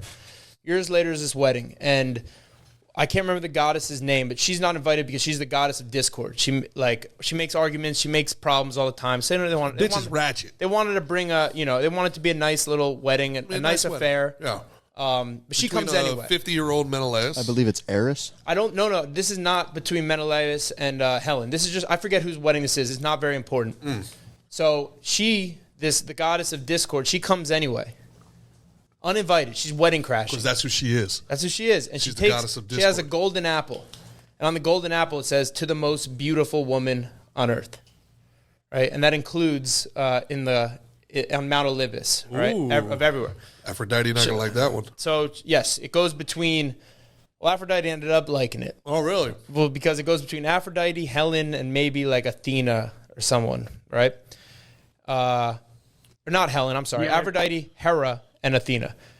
Hera says, I like it. And now they're all like, Zeus, you got to decide, whose is this for? Well, this is for me, right? This is for me. They're all arguing. Zeus is like, I'm not getting in the middle of that shit. He's like, I'm going to pick someone else to do it. I'm going to pick this humble shepherd. All right? This kid named Paris. Of all the people in the world, he picks this kid named Paris. Zeus knew what he was doing. I don't know, man. So he picks Paris, and they all start saying, like, they all start trying to, get him to pick them. So Helen's like, I keep saying Helen, Hera. Hera's like, if you pick me, I'll make you the most powerful. You'll have riches. You'll have all this stuff. You'll be a great king. Athena is like, you'll be a leader of military. You'll be the most skilled military man there is. And Aphrodite says, if you pick me, I will have the most beautiful woman in the world fall in love with you. All right. So now, which one would you pick? It's a good question. I don't know. I don't know. I'd probably be like, I could cut this apple into threes. Can I have the third best army, the third hottest chick, and the third most richest? Yeah, right? Yeah, something like that. What about you? What would you pick?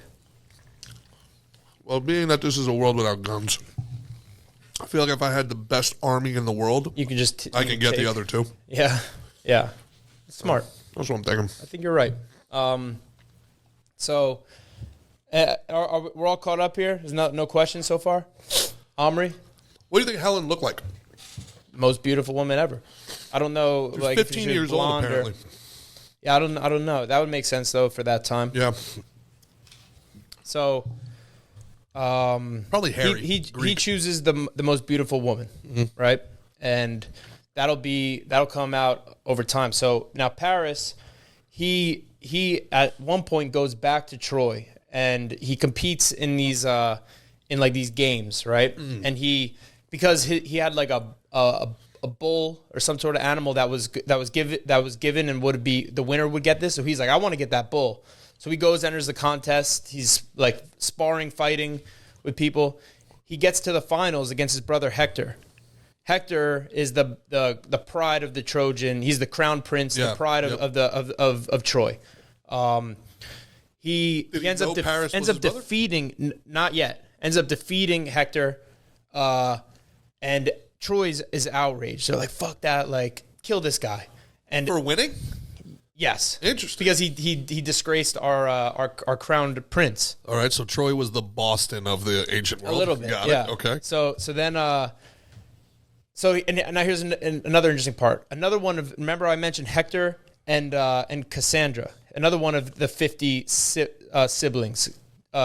sons and daughters of Priam and his wife. They had 50 They had 50. She was the mother of all 50? Allegedly. And you never know in these times because, like I said, there's a lot of like whimsical god fucking going on too. You know? Wow, Priam getting after it. Yeah. So after it. So Cassandra goes to as a baby. Cassandra's a little baby, or no, not a baby, like a kid, but not too old for Apollo. Gotcha. All right, and she and her sister are out in Apollo's temple. It gets too late, so they decide to sleep there. Yeah, age of consent was shockingly Consent low wasn't really on Mount Olympus. Consent wasn't really thought that highly of in this time. Well, the gods thought that they were so much better than the humans. When they raped the humans, they were like, "You're welcome." They're like, "Yeah, it was like a Congratulations." gift or something." Yeah, it's some. There's definitely some dated stuff to say. Like it wouldn't fly so well in today's culture. The nitty gritty of a lot of this stuff. I don't know. It just sounds like California, really. Yeah, I don't know, buddy. Not in California, I know. Gavin Newsom slides in there.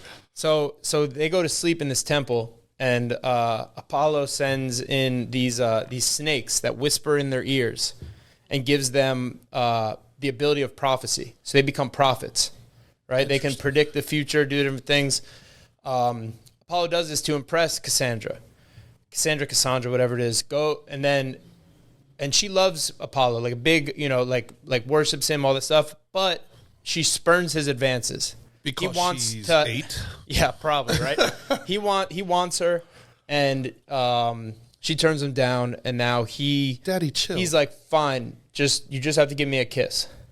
And he gives her a kiss, and when he gives her a kiss, he spits in her mouth, and he makes all of the prophecies that she comes up with, everyone will believe is a lie. Right? So Homer wrote all this. and so much more. And so much more. And remember, part of it is historical. I guess we'll call it historical fiction. Yeah. He's like the Dan Brown of ancient history. Who's the other guy you liberties. Like? Who's the other guy you like? LA Confidential? James Ellroy? He's the James Ellroy of very 10,000 much so. BC. I think so. Yeah, I fuck with these dudes. So now... Can you imagine Apollo reading this? Like, I did what? Yeah. What the fuck? So now let's bounce back and where now Paris is being is about to be killed because he won. Because he defeated Hector. Crazy. Right? Cassandra recognizes right away that's her brother Paris, knows that he's going to lead to the downfall, goes, guys, kill him. She knows. Because she has that prophecy. The snake whispered in her ear. But again, no one believes her. They're always like, shut up, you crazy bitch. Like, get out of here. Because there's no guns, women don't have a vote. Yes. Well, she had a vote. And there's some very powerful women. Take Hera and Aphrodite, Athena. Well, Hera was Zeus's wife. Zeus's right? wife. Yeah. Yeah. Who she had a whole thing with Hercules, who was, according to the Greeks, called Heracles. What? Zeus had sex with Hercules' mom. Had Hercules. Yeah. And she was like, fuck that. That's the spawn of He did that like infidelity. So much. He did that so much. Hera was very guilty. Was very Well, not all. I don't know is the difference between demigods and like they're immortals. Have you watched Blood of Zeus on Netflix at all? No. I love it. It's fantastic. Yeah. Great anime.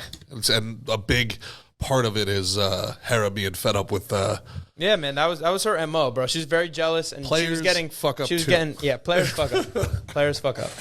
So now Cassandra's saying to kill him. They don't kill him. The mother and father recognize him, welcome him in as their little Malaka. Hey, he's back. Yeah, hey, he's back. Even though, there was that little thing about he was going to lead to the downfall and all that shit. But look how handsome he is. That's my boy. Bring him back. All right, so they bring him in. He goes to help over to Greece to go help on a campaign. Right, let's just say there's some stuff going on. Right, he goes over there. And he sees Helen, who's married to Menelaus. Yeah. He sees her. Menelaus is there for a while. Thanks for coming down. Blah blah blah. Yeah. Then he's like, hey, I just gotta run across the bay real quick and do some king shit. Make yourself at home. He made himself quite at home. Him and Helen had made an intense love that night. Oh no. And that wasn't enough for Paris just to take the queen in the king's bed, bro, in his chambers. Somebody got to die. These girls are wild. So, but now that wasn't enough. Paris also robbed the treasury. Yeah, just because I said He's like, I got your doesn't I mean got women your don't bitch have a weapon. yeah, he's like, I got your lady, and now I got all your money. And Wow. he took it and flees to Troy. So Paris is like the original light skin. What do you mean? I'm fucking around. I'm not even allowed to I say thought you were a that. big. That's I thought you were a hilarious. big. I thought you were a big history guy. Your interjections have been have been. Well, I'm taking it all in, and so the thing that I'm confused, I guess, a little bit up to this point. Well, not in, what I'm most enthused, I should say, Mm-hmm, not confused, is how much intersection this kind of story has with the other origin stories I know from antiquity, like Rome, Romulus and Remus left by Romulus the and riverbed. Remus comes from Aeneas, who is a Trojan, and who flees Troy, goes to Italy, and then later down his lineage has Romulus and Remus. How about that? And it is very similar. They leave these babies out. Yeah. Moses, all this shit. They leave the babies them out, and these babies There end you up go. creating. That's exactly like, where I was going with it. You know, yeah. There's definitely similarities in it. Similarities between all of these kind of like deital origin stories. Yeah, Very, very 100%. interesting. 100%. So as I'm, and I am interjecting with some inappropriate comedy at times, but what I'm really hearing is I'm fascinated by the intersection with the other stories I am more familiar with. Yeah, I mean, even if you go to like Norse mythology, like there's so much stuff is like similar. Mm-hmm. You know what I mean? You got Loki being like he's the god of mischief. Yep, and, you know what I mean? There's all this like these gods like to have a lot of fun. They're big time. They were fun not guys. very like strict and like they like to go. Well, they and were mess strict. around. They were strict. Like, God forbid you didn't leave a lamb for them. They were like, "That's it, tidal That's a wave." tremendous amount of sacrifices. Yeah, petty. There's some rough sacrifices. Petty ahead, gods, buddy. man. There's one that's very rough. But anyway, they send like an envoy over to Now, do you blame Menelaus? the real Trojan quick? king? Do you blame Menelaus for leaving Pretty Boy Floyd behind with his missus? Did he set her up for failure? I think she was shot by an arrow from, I think the god's name is Eros. It wasn't really that creative. All right. You know what I mean? Yeah. So Eros shot her with the arrow, made her fall in love on Aphrodite's behest. I think he trusted his woman. You should be able to trust your woman. Should be able to trust your You woman. know what I mean? You shouldn't have to babysit and guard dog. Let it. that be a lesson to you, though, Christian. The only woman you should trust is the woman you came out of, son. You understand that? Yeah, tell Eminem that. Oh, well, we ain't all so lucky. Yeah. I mean, Yeah.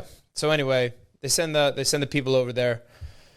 Priam's like, yeah, I know why these guys are here, because my son Paris is over there helping you. I wonder what else they want. hey, booby. And they're like, whoa. We got a whole other set of problems now. Do you know what your son Paris did? And basically they say, like, you need to return Helen, do this, leave this, all these from Menelaus. He sent, his people there, and they have this whole list of stuff that they have to do now.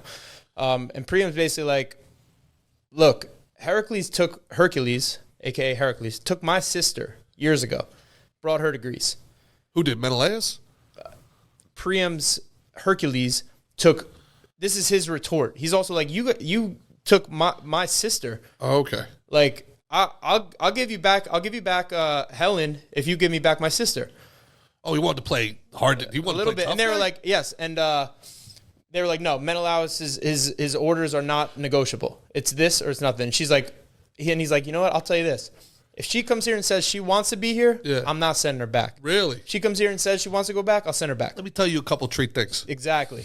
King shit. Uh, So this is where he sends them away, and now war is about to start. Now all of those people who wanted to be her suitors, Helen's, are all called. All right, so they're getting Agamemnon, or I think he was actually married, but there's like Odysseus, all these guys, Ajax the Great, Ajax the Greater, Ajax the Lesser, all these bad motherfuckers, kings of Greece, are all called together. We got to go to war. Now, Odysseus knows, he's like, shit, we did make that agreement. I did have a big part of that agreement, but he's like, I really love my wife and kid. yeah. I don't want to go. Why am I going to go to war for somebody else's So chick? Odysseus, the cunning one, he's out sowing his field with like salt and like running like a bison and just fucking up his shit, acting crazy, right? And one of the other kings are like, yeah, you're crazy. I think you're pretending. And they put his son in the way of his cart. Ugh. And he's like, fuck, all right. You got me. And they're like, haha, you saved your son. You're not crazy. So he's like, all right, yeah, I have to go to war. That's how they suckered Odysseus in. Now we get to the great. One of the greatest parts of this whole thing is Achilles. Oh, there he is. All right, everyone knows about Achilles. An Achilles heel. Achilles' mother is I believe his father's Perseus, and his mother is like the water goddess, like a river goddess. The river Styx. Right. So she dips him in the river, makes him a totally invulnerable. Nothing could hurt him except for the heel that she held him on. The Achilles heel. The Achilles heel. Her And obviously that'll Thetis. come back. Huh? Thetis? Thetis? Thetis? That's the mother? Mm-hmm. Yes. All right, so, and what is she? Is she the river god or something like that? River goddess? She is the sea... Some type of a sea nymph or goddess. Sea nymph. Has anybody ever been in better shape in the history of cinema than Brad Pitt as Achilles in Troy? I don't know, bro. That's up there. He's up there, man. Up that dude there was for sure. shredded. Yeah. Nowadays, with all the steroids the actors are taking, though, they're getting pretty jacked, too. Yeah, I'm not. I think Brad Pitt was pretty gassed up for that one, buddy. Yeah. Yeah. Yeah, but I think they're up in it nowadays. So Achilles, his mother knows. He's like, look, you can have a life where you could be pretty much, you could live a long life. You'll die at old age. No one will remember your name. Or if you take part in this great war that's coming up, you will be, you will die young, but you will leave a legend that lives forever, right? You'll have a glorious death. Easy choice. Blah blah blah. You going for the latter? No, give me glory, baby. That was the latter. Glory. Oh, that is the latter? Yeah. Yeah, give me glory all day. So yeah, he felt the same way, but he was convinced to kind of go to this other land where he was dressed as a princess, and now a lot of people know that Achilles had a boy lover, Patroclus, but Achilles was bisexual. He also had a girlfriend over here who he had a baby with. He's over here hiding out dressed as a woman, but. Over there drinking Bud Light. Yeah, with a bunch of he was cross-dressing. But he was like our friend who was here last week. He still liked girls, you know? Uh-huh. So he was he was hanging out all disguised, dressed as a woman. Odysseus comes in, brings presents for all the king's daughters. Brings, rubies and gold and pretty things and some armor. Right? And he sees one girl kind of taking, like, some of that armor over there, like, checking that out. And then they do like a war cry and say pirates are invading. And all the girls, they run away. But Achilles, he grabs the armor, throws it on. His instincts were, all right, I'm ready to fight. Strapped up. And Odysseus is like, that's my guy. I found you. So far what I'm gathering here, Odysseus, Achilles, badass fighters. Maybe not the smartest guys? Well, Odysseus was known to be the smartest guy. Okay. All right. They used his heart against him. He didn't want to kill his kid with the plow. Achilles, great fighter, maybe not the smartest, very passionate man, very, he'd become very rageful, and So right. I guess I would say you're correct on your depiction of Achilles, not so much on Odysseus. So hey, Odysseus, you heard of the Trojan Horse? That's his little mastermind, and that's gonna become the kind of the end of the Iliad. All right, spoiler alert. But I think if a story's 10,000 years old, you don't really need a spoiler on it there. Yeah, you're right. I guess. Yeah. So Helen has already been taken. Yes. And they ask her in Troy, they're like, do you want to be here? And she's like, yes, I love Paris. Yeah. Yeah. Who doesn't love Paris? Well, Paris in spring is phenomenal here. Yeah. Yeah, I don't know. Big government stuff. Big Eiffel Tower guy? Big government you can't resist, could you? You can't resist. Big government takeover in Paris. You know that they're storming. There's no story time with Mick without fucking Gerard's. They're storming BlackRock in Paris. Anyway, so you're going. Paris says, I don't give a shit. Hector and Cassandra, I can't imagine, are super happy about this. Hector. So they have to know Greece is going to come. Hector has a very Yes, they know it's going to be tough. Yeah. It's just going to be tough. They're building their armies. Agamemnon is psyched. You know what I mean? They all want to go over there, and they're gonna get Menelaus' wife back. Now, they Agamemnon can't stand for this disrespect. He was a warlord to begin with. He was just give me a reason anyway, right? Give me a reason. Now listen to this. You want to hear crazy? Agamemnon. So they got Achilles. They got all the crew. Now it's time to go over there. But Poseidon, the god of the water, Zeus's brother, the god of the ocean and of the winds. He also has earthquakes, so in case you're inland, he'll still get you. Okay. You gotta watch out for him. He will not put wind in the sails. They can't sail over there, right? Why? He just was like, you guys haven't gained my favor enough. Yeah. You know. Where's my lambs? I like. So lambs. he's like, you know what? Yeah, you think a lamb, right? You think a lamb would be about sufficient? Yes. He says, I need your daughter. Poseidon. Poseidon says, you need to kill your daughter, Agamemnon, if you want to get over there. And knowing that she doesn't have a gun. So, well, listen to this. She's actually a freaking badass. So he tricks her. He tells the mother, he's like, hey, I'm going to marry, I forget her name, but I should remember because she's dope. I'm going to marry her to Achilles. All right? So the mom and the daughter show up all excited. They're like, cool. My daughter's going to marry this great warrior. Shows up, and it looks more like a funeral than a wedding. Uh-oh. So the mother sees Achilles, and it's like, hey, I'm so excited for you to be my son-in-law. And he's like, what? Wait, what? What do you mean? No one talked to me about this. And Agamemnon goes over, gives her a hug, but he's like crying. It's a foreboding. It's getting negative, and he basically it gets spelled out. Achilles helps spell it out because he's like, I think there's something going on here. He's like, look, I'd be honored to marry you, but that's not what. No one's told me about this. Agamemnon explains basically that she needs to be sacrificed, and this chick takes a breath and goes, well, if it's for the best for the Greeks, then you can sacrifice me. Oh man! And Agamemnon has to cut his daughter's throat. And Achilles thinks so highly of her. He's like, it would be such an honor to marry you, such a brave person like you. Blah blah blah.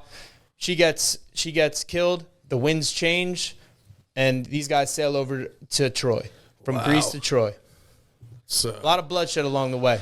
Yeah, that right there depicts the folly of nationalism. But yeah, all right. Yeah, whatever. If it's for the best of the state, kill me. So they have these like sightseers, I'm going to call them. I don't know if that's the right word. The people who can predict the future and stuff. Yep. And he says, you Greeks, you're going to win this battle. Oracle? Clairvoyance. Something like that. And he's like, you guys are going to win this battle. And everyone's like, woo! And he's like, it's going to take 10 years. Whoa! No one hears that really because everyone's hooting and hollering. Wait, they were still talking. Did you say something? And, yeah, he's like, you'll be fine. Yeah. They're all like, come on, let's go. All right. So they get over there. They, now the battles start. Hector's leading. Hector, the son of Priam, the one who Paris somehow defeated because Paris, you'll find out, is like a coward. Okay. Paris, a total coward. Hector, brave. Okay. Right? Very brave. Known for his bravery. The battles start. They're going back and forth. Actually, they said the first person who steps foot on Trojan land will be the first one to go to Hades. Right? So everyone, right as they pull up on their ship, they're all kind of like, who's going first? Who's going first? Odysseus, the great thinker, throws his shield on the ground, hops on his shield. Come on, guys. Wow. So the next guy runs up, goes. He's killing people. First guy who stepped there, first guy dead. Not a lot of honor I'm getting here from the great men. A lot of Greece. trickery. A lot of treachery. And also that you just gave me a flashback to what I thought was the hardest scene to watch from Game of Thrones, where Stannis sacrificed his daughter Cherie. Oh, terrible. Oof. That was a tough one. That was rough. Yeah. That little actress did a good job. She did great. Yeah. So this is, speaking of, this is never really. I didn't really like the movie Troy. This story has so many twists and turns. I know it probably seems like I'm like hitting a lot of stuff. I'm hitting like nothing. Wow. Like I'm barely scratching cervix. I'm barely scratching that cervix, girl. So yeah, So yeah, if you thought Troy, like I'm broad stroking it, Troy was tremendous broad strokes. Troy is not a Grecian city-state, right? It's a whole different country. It's like it'd be like modern day, like thing like northeast Turkey. Okay, so why do the Greek gods care? Oh, anyway, whatever. Well, they're just the gods. They're But the gods. I guess the Greeks, the one who are making this story, Yeah. are a lot of these gods are on Troy's side. So that's the thing. In this battle, there's gods on the Greek side and on the Trojan side. So far, this is like an HBO movie, man. There's like no good guys. It's all bad guys so far. Yeah, there's really no like perfect person. Yeah, everybody's flawed. Got it. So the battles start. The Greeks are getting the upper hand. A lot of battles going on. Achilles out there whooping ass. The greatest warrior. Ajax is like a second. Odysseus, badass. All these guys. Agamemnon, everyone's tearing it up. And then, Achilles and Agamemnon have these concubines, right? These women. I think it's like Chrysis and Briseis. I don't think they're related, but. Chrysis' father goes to Agamemnon. He's a priest of Apollo, right? And he's like, hey, I'll give you anything. Just bring me back my daughter. And Agamemnon is he's a mean motherfucker. He's like, your daughter right there, like pointing out in her bed, like get the fuck out of here. Like she's mine. Get out of here. Disrespects him. And then Apollo starts, like fucking with him more. Eventually, he has to give her back. But he's like, I want that one then. Yeah. And he takes Achilles' girl, his concubine. Pretty ballsy of this priest. This guy just started a whole war over one guy's girl, and you're like, can I have mine back, though? My daughter, he wants his daughter back. I It's get his it. daughter. Good for you. But you're talking to the guy who literally just... But he was respectful. Okay. He came hat in hand and respectful and offered, compensation. Okay. But then now Achilles is pissed because Agamemnon now wants his girl and took her. And he's like the disrespect. He's pissed. And like I said, Greek was kicking ass at this point.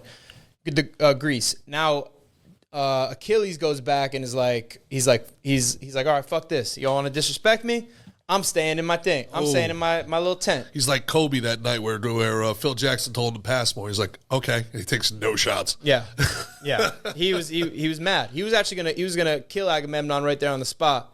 But one of the gods or goddesses held his arm in place and didn't let him take his sword out of his sheath. And So Agamemnon's got some favor here, after all. I think it was more. I think it might have been more for Achilles, but I who the fuck knows? Yeah, sure. You know what I mean? Yeah. So anyway, he goes back, and then the tide starts turning. Hector's now whooping ass, beating, starting to beat the shit out of them, like coming across. So now. I should have mentioned this earlier. Troy has walls built by Poseidon that no one could penetrate, right? So there's these big high walls. No one could get out. All the battles going on the beach, right? But they were fucking shit up for a while. And now I don't get if you have big walls, why they're not just slinging arrows the whole time. Why are you even going out there, really? Good point. You know what I mean? Good point. But I guess, arrows come, you stay in your shield for a while. And then, and obviously they stopped them being able to get food. Nothing could come in, but Troy had other friends who would sneak them in food, blah, blah, blah. That was one of the big things, like battle historians went nuts about that huge Game of Thrones battle against the White Walkers, how they put all of their cavalry and their people outside the walls. They were like, what? Why would you even have walls? Why would you even have walls? Why are the catapults in front of the walls? So Troy did the same thing. Yeah. They were out there battling, but they were getting their butts kicked until Achilles said, I'm taking my ball and going home. That's it. And then they started turning the tide. There's a big battle between Hector and Ajax. And now Hector's is, like I said, brave. He's the crown prince, badass. Somehow he lost to Paris, who's kind of a little bitch. Yeah. Actually, at one point, they go, all right, Paris and Menelaus, you guys are going to fight. Winner gets Helen, and we're going to end this whole thing. That's the thing. Like, why is everybody else dying over this? Well, listen to this. So Menelaus starts whooping Paris's ass, and Paris starts like cowering, and Aphrodite, the one who set this whole thing up with when she won the apple, delivers him away, saves him. We have no justice. We have no So it finality. sounds like Poseidon, Aphrodite, they're all on Troy's side. Well, eventually Poseidon, I think Poseidon flip-flopped a few times. I can't remember. I think Hera was on Troy's side. I can't remember all the specifics of where the gods were. But yes, they're all over the place. All right. So now, freaking, as Troy starts to turn the tide on them, Patroclus, Achilles' Cousin lover, his lover, best friend, grew up with him. He goes out and like he goes out and wants to start like turning the tide back for them. He gets killed by Hector. Well, very famously, I remember this one from the book. It's been a long time since I read the book. And obviously in the movie, my understanding is that he dressed up like Achilles. He did. He put Achilles' He wore his gear armor. on. Yeah. So it reinvigorated the Greek troops. They're like, Achilles is back. And they went out and they were whooping some ass, and then Hector was like, fine, let's just do this thing. I think also he got he was injured first. Patroclus got like stabbed in the back, and then also he had killed Poseidon's son, like this, like a demigod, for sure a demigod, and so then Poseidon started to weaken him. Right? So now Hector thinks he kills Achilles, yes. But they also, so there's a contradiction there too, because I think something happened where it made his armor fall off. So he should have been able to see that it was Patroclus. Yeah. But Hector ends up killing Patroclus. And when the news gets back, it enrages Achilles so much that he's like, I'm back, bitch. But there was also the ego to it too. It wasn't just like you killed my cousin lover. It's like, wait. You're telling everybody you killed me? You thought you had me? You thought you killed you well, not even that you told everyone. You had if you have a dream that you killed me, you better wake up and apologize. What happened here? Yeah. Yeah. So he was like, all right, bro. We need to do this. Yeah, thing. he's like, I'm back. Yeah. He comes up, Achilles starts wrecking shit, and now he gets to a point where he's calling out Hector. Hector, I've killed everyone in the path. Hector, bring it on. Yep. And now Hector, the bravest guy there is, he's scared. He's scared of Achilles. He starts out the battle running around, running away, right? He's terrified. Yeah. Eventually, he's kind of one of the gods, like, make it seem like his brother's there, and it gives him courage. Now, again, you can't be brave without feeling fear. Very good point. You can't be brave because if you don't feel fear, there's nothing to overcome. Sure. So bravery only comes from fear. Agreed. Right. So he eventually goes and he's like, all right, after running for a while. Yeah. Starting to get tuckered out. He's like, all right, we're gonna do this. Yeah, I got myself good and tired for you. Yeah. Now we see another chink in Hector's armor right here, because you know what he says to Achilles? He says, whoever dies here, let's make sure we just return their body to their family. Achilles like, all right, bro. Achilles is like, there's no agreements made between lions and men. He's like, I'm gonna do whatever I want with you when I kill you. And if you're kind of asking for, hey, if you beat me, could you do this? Maybe we don't, cut up the dead bodies and handshaky. Yeah. So Achilles ends up slicing Hector's throat. Yeah. Straps him to the back of his chariot, drags him through the sand back to Achilles' tent. Remember we were talking with Tuco about, have you ever lost a fight during a stare down? Yeah. I think there's some chinks in his armor. Yeah. But now, being known as like the bravest, it seems kind of contradicting that he was running and acting fearful. Yep. But at the same time, he did overcome that and he went for the battle. And Achilles kills him. And then desecrates him. He ties him to the back of the chariot.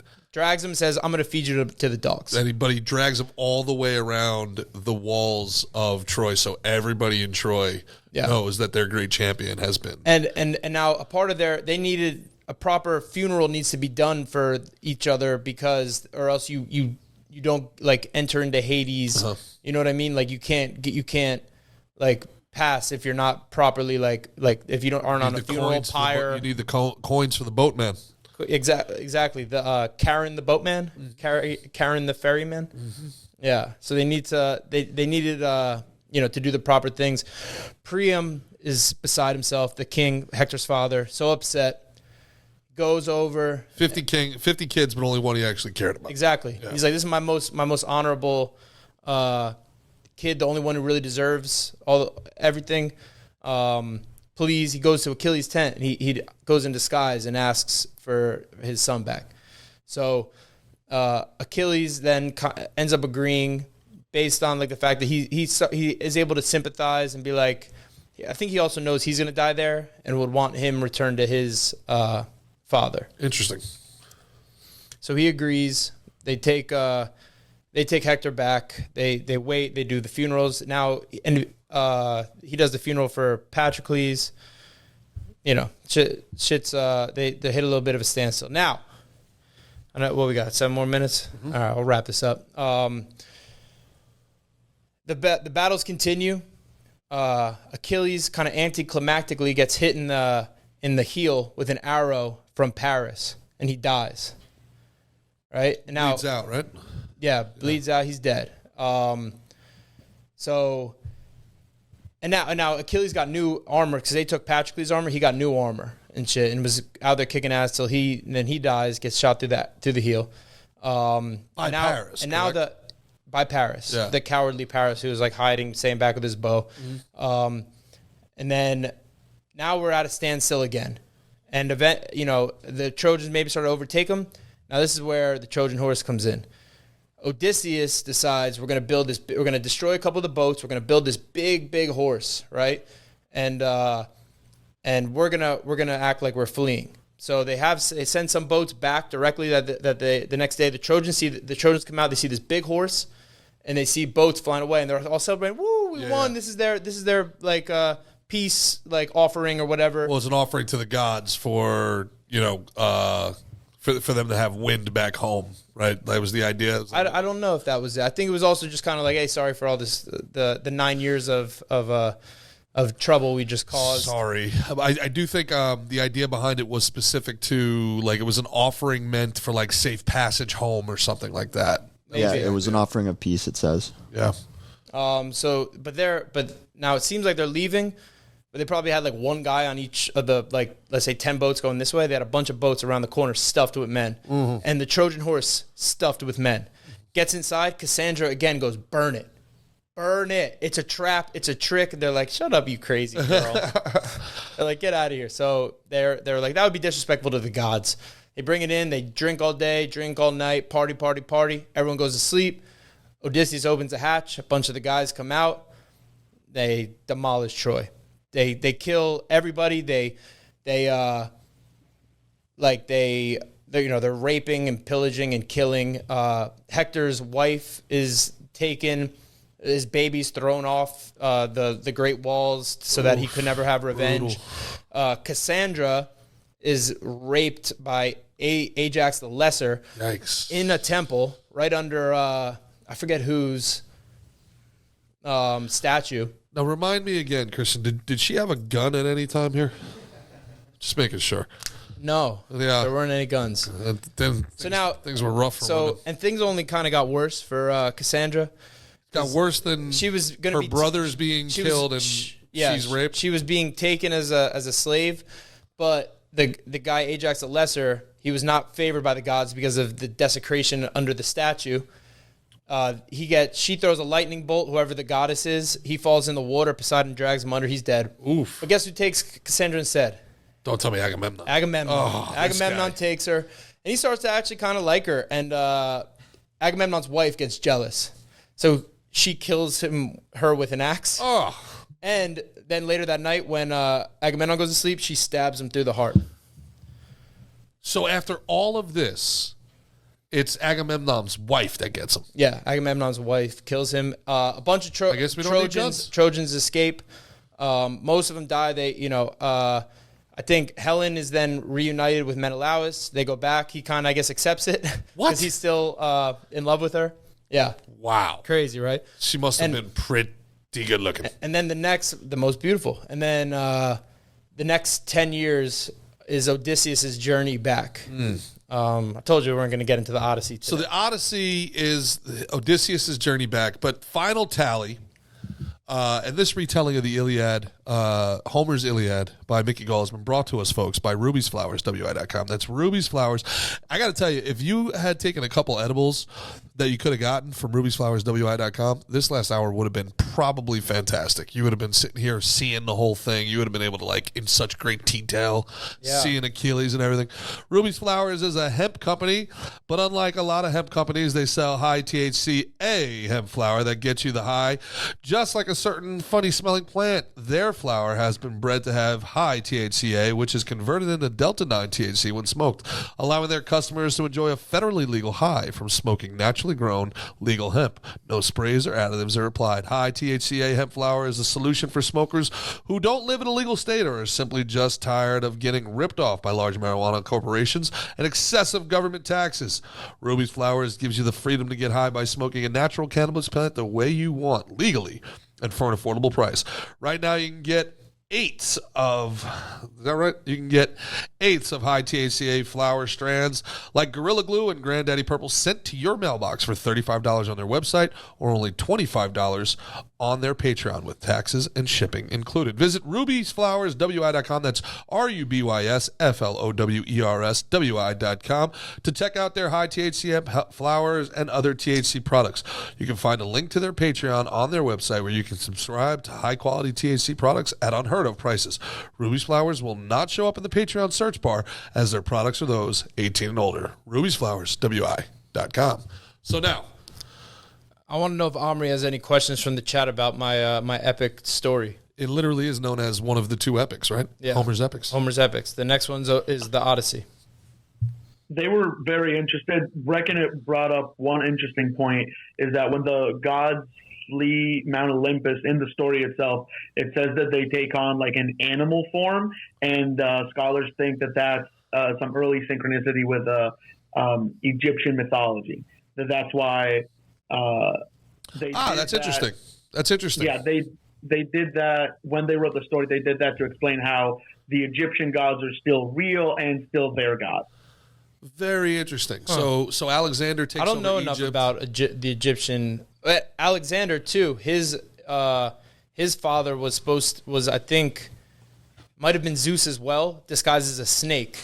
His King Philip, his father, found like around the times he was made, that it could have been Philip or it could have been this snake that was cuddling with his wife. Interesting. In bed.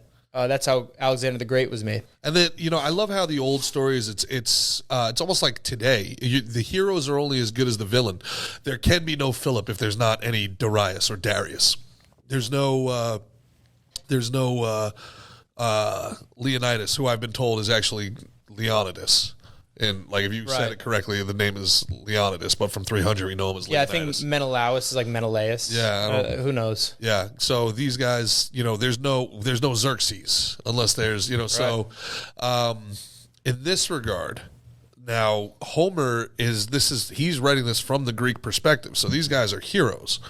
Right, Achilles is the hero, but it's interesting that there's a populist aspect to it where it's the people that the king forced to go to war are the good guys, not the kings themselves. The kings are still pieces of shit. Yeah. So they hated their politicians even 10,000 years ago. Yeah. Love to hear that. Now, where does this fall chronologically? This is before 300, obviously. This is before the Peloponnesian Wars and. Yeah, I don't exactly know. Like I think this was after Hercules, or in the Greeks called him Heracles. I believe before 300 and before Rome and all that shit. Oh, for sure. Yeah. But, it is interesting to me how much of Greek culture the Romans did assimilate. So much so, most people, if you've heard us talk about this before, forgive me for reiterating, but the Roman elites did not speak Latin. They spoke Greek. And so they would train, they would, their slaves that spoke Greek were very, very highly coveted. And they spoke Greek so that their servants didn't know what they were talking about. And the servant class, the lower classes in Rome, they spoke Latin. Huh. So how Christianity was able to spread was it was known as a day after Easter here, it was known as a religion of the people, where the old gods, the elite class, they wanted the old gods, the Grecian gods, these pagan gods, where Latin, they would speak Latin. And then still to this day, Well, Roman. they had a lot of the same gods. They were just called different things. Like I think Zeus was Jupiter and Hera was Juno. Sure. And they all Neptune was Poseidon. And then but that's the then they came into it was clash with the polytheistic, monotheistics. Yeah. So that, the point I was making was even still to this day, you'll hear Latin spoken in Roman Catholic churches. Yeah. That's the traditional way. Way, Omni Patre, Dei Spiritus, Spiritus Sancti, all that other stuff. I'm fascinated by these things and how they still hold sway over our modern culture. I'm fascinated by how much of that story was real and how much was bullshit. Well, what's your take on that in 1 minute or less? We'll have to wait till Friday for the wrap up on that. But I do want to. No, pretty much that's it. That's the Iliad's over, and then the Odyssey starts. But I do want to do a little brush up on what's real and what's not. I'll do a little brush up on that. For Christian here to our right. Was there anything else from the chat before we go? I think we got a minute. Not right now. I'll save it for Friday. For Christian here, to our right, for Omri to our left, for all the Gas Digital people back home, and Ruby'sFlowersWI.com. This has been Slick and Thick. Appreciate it. See you guys on Friday. Peace.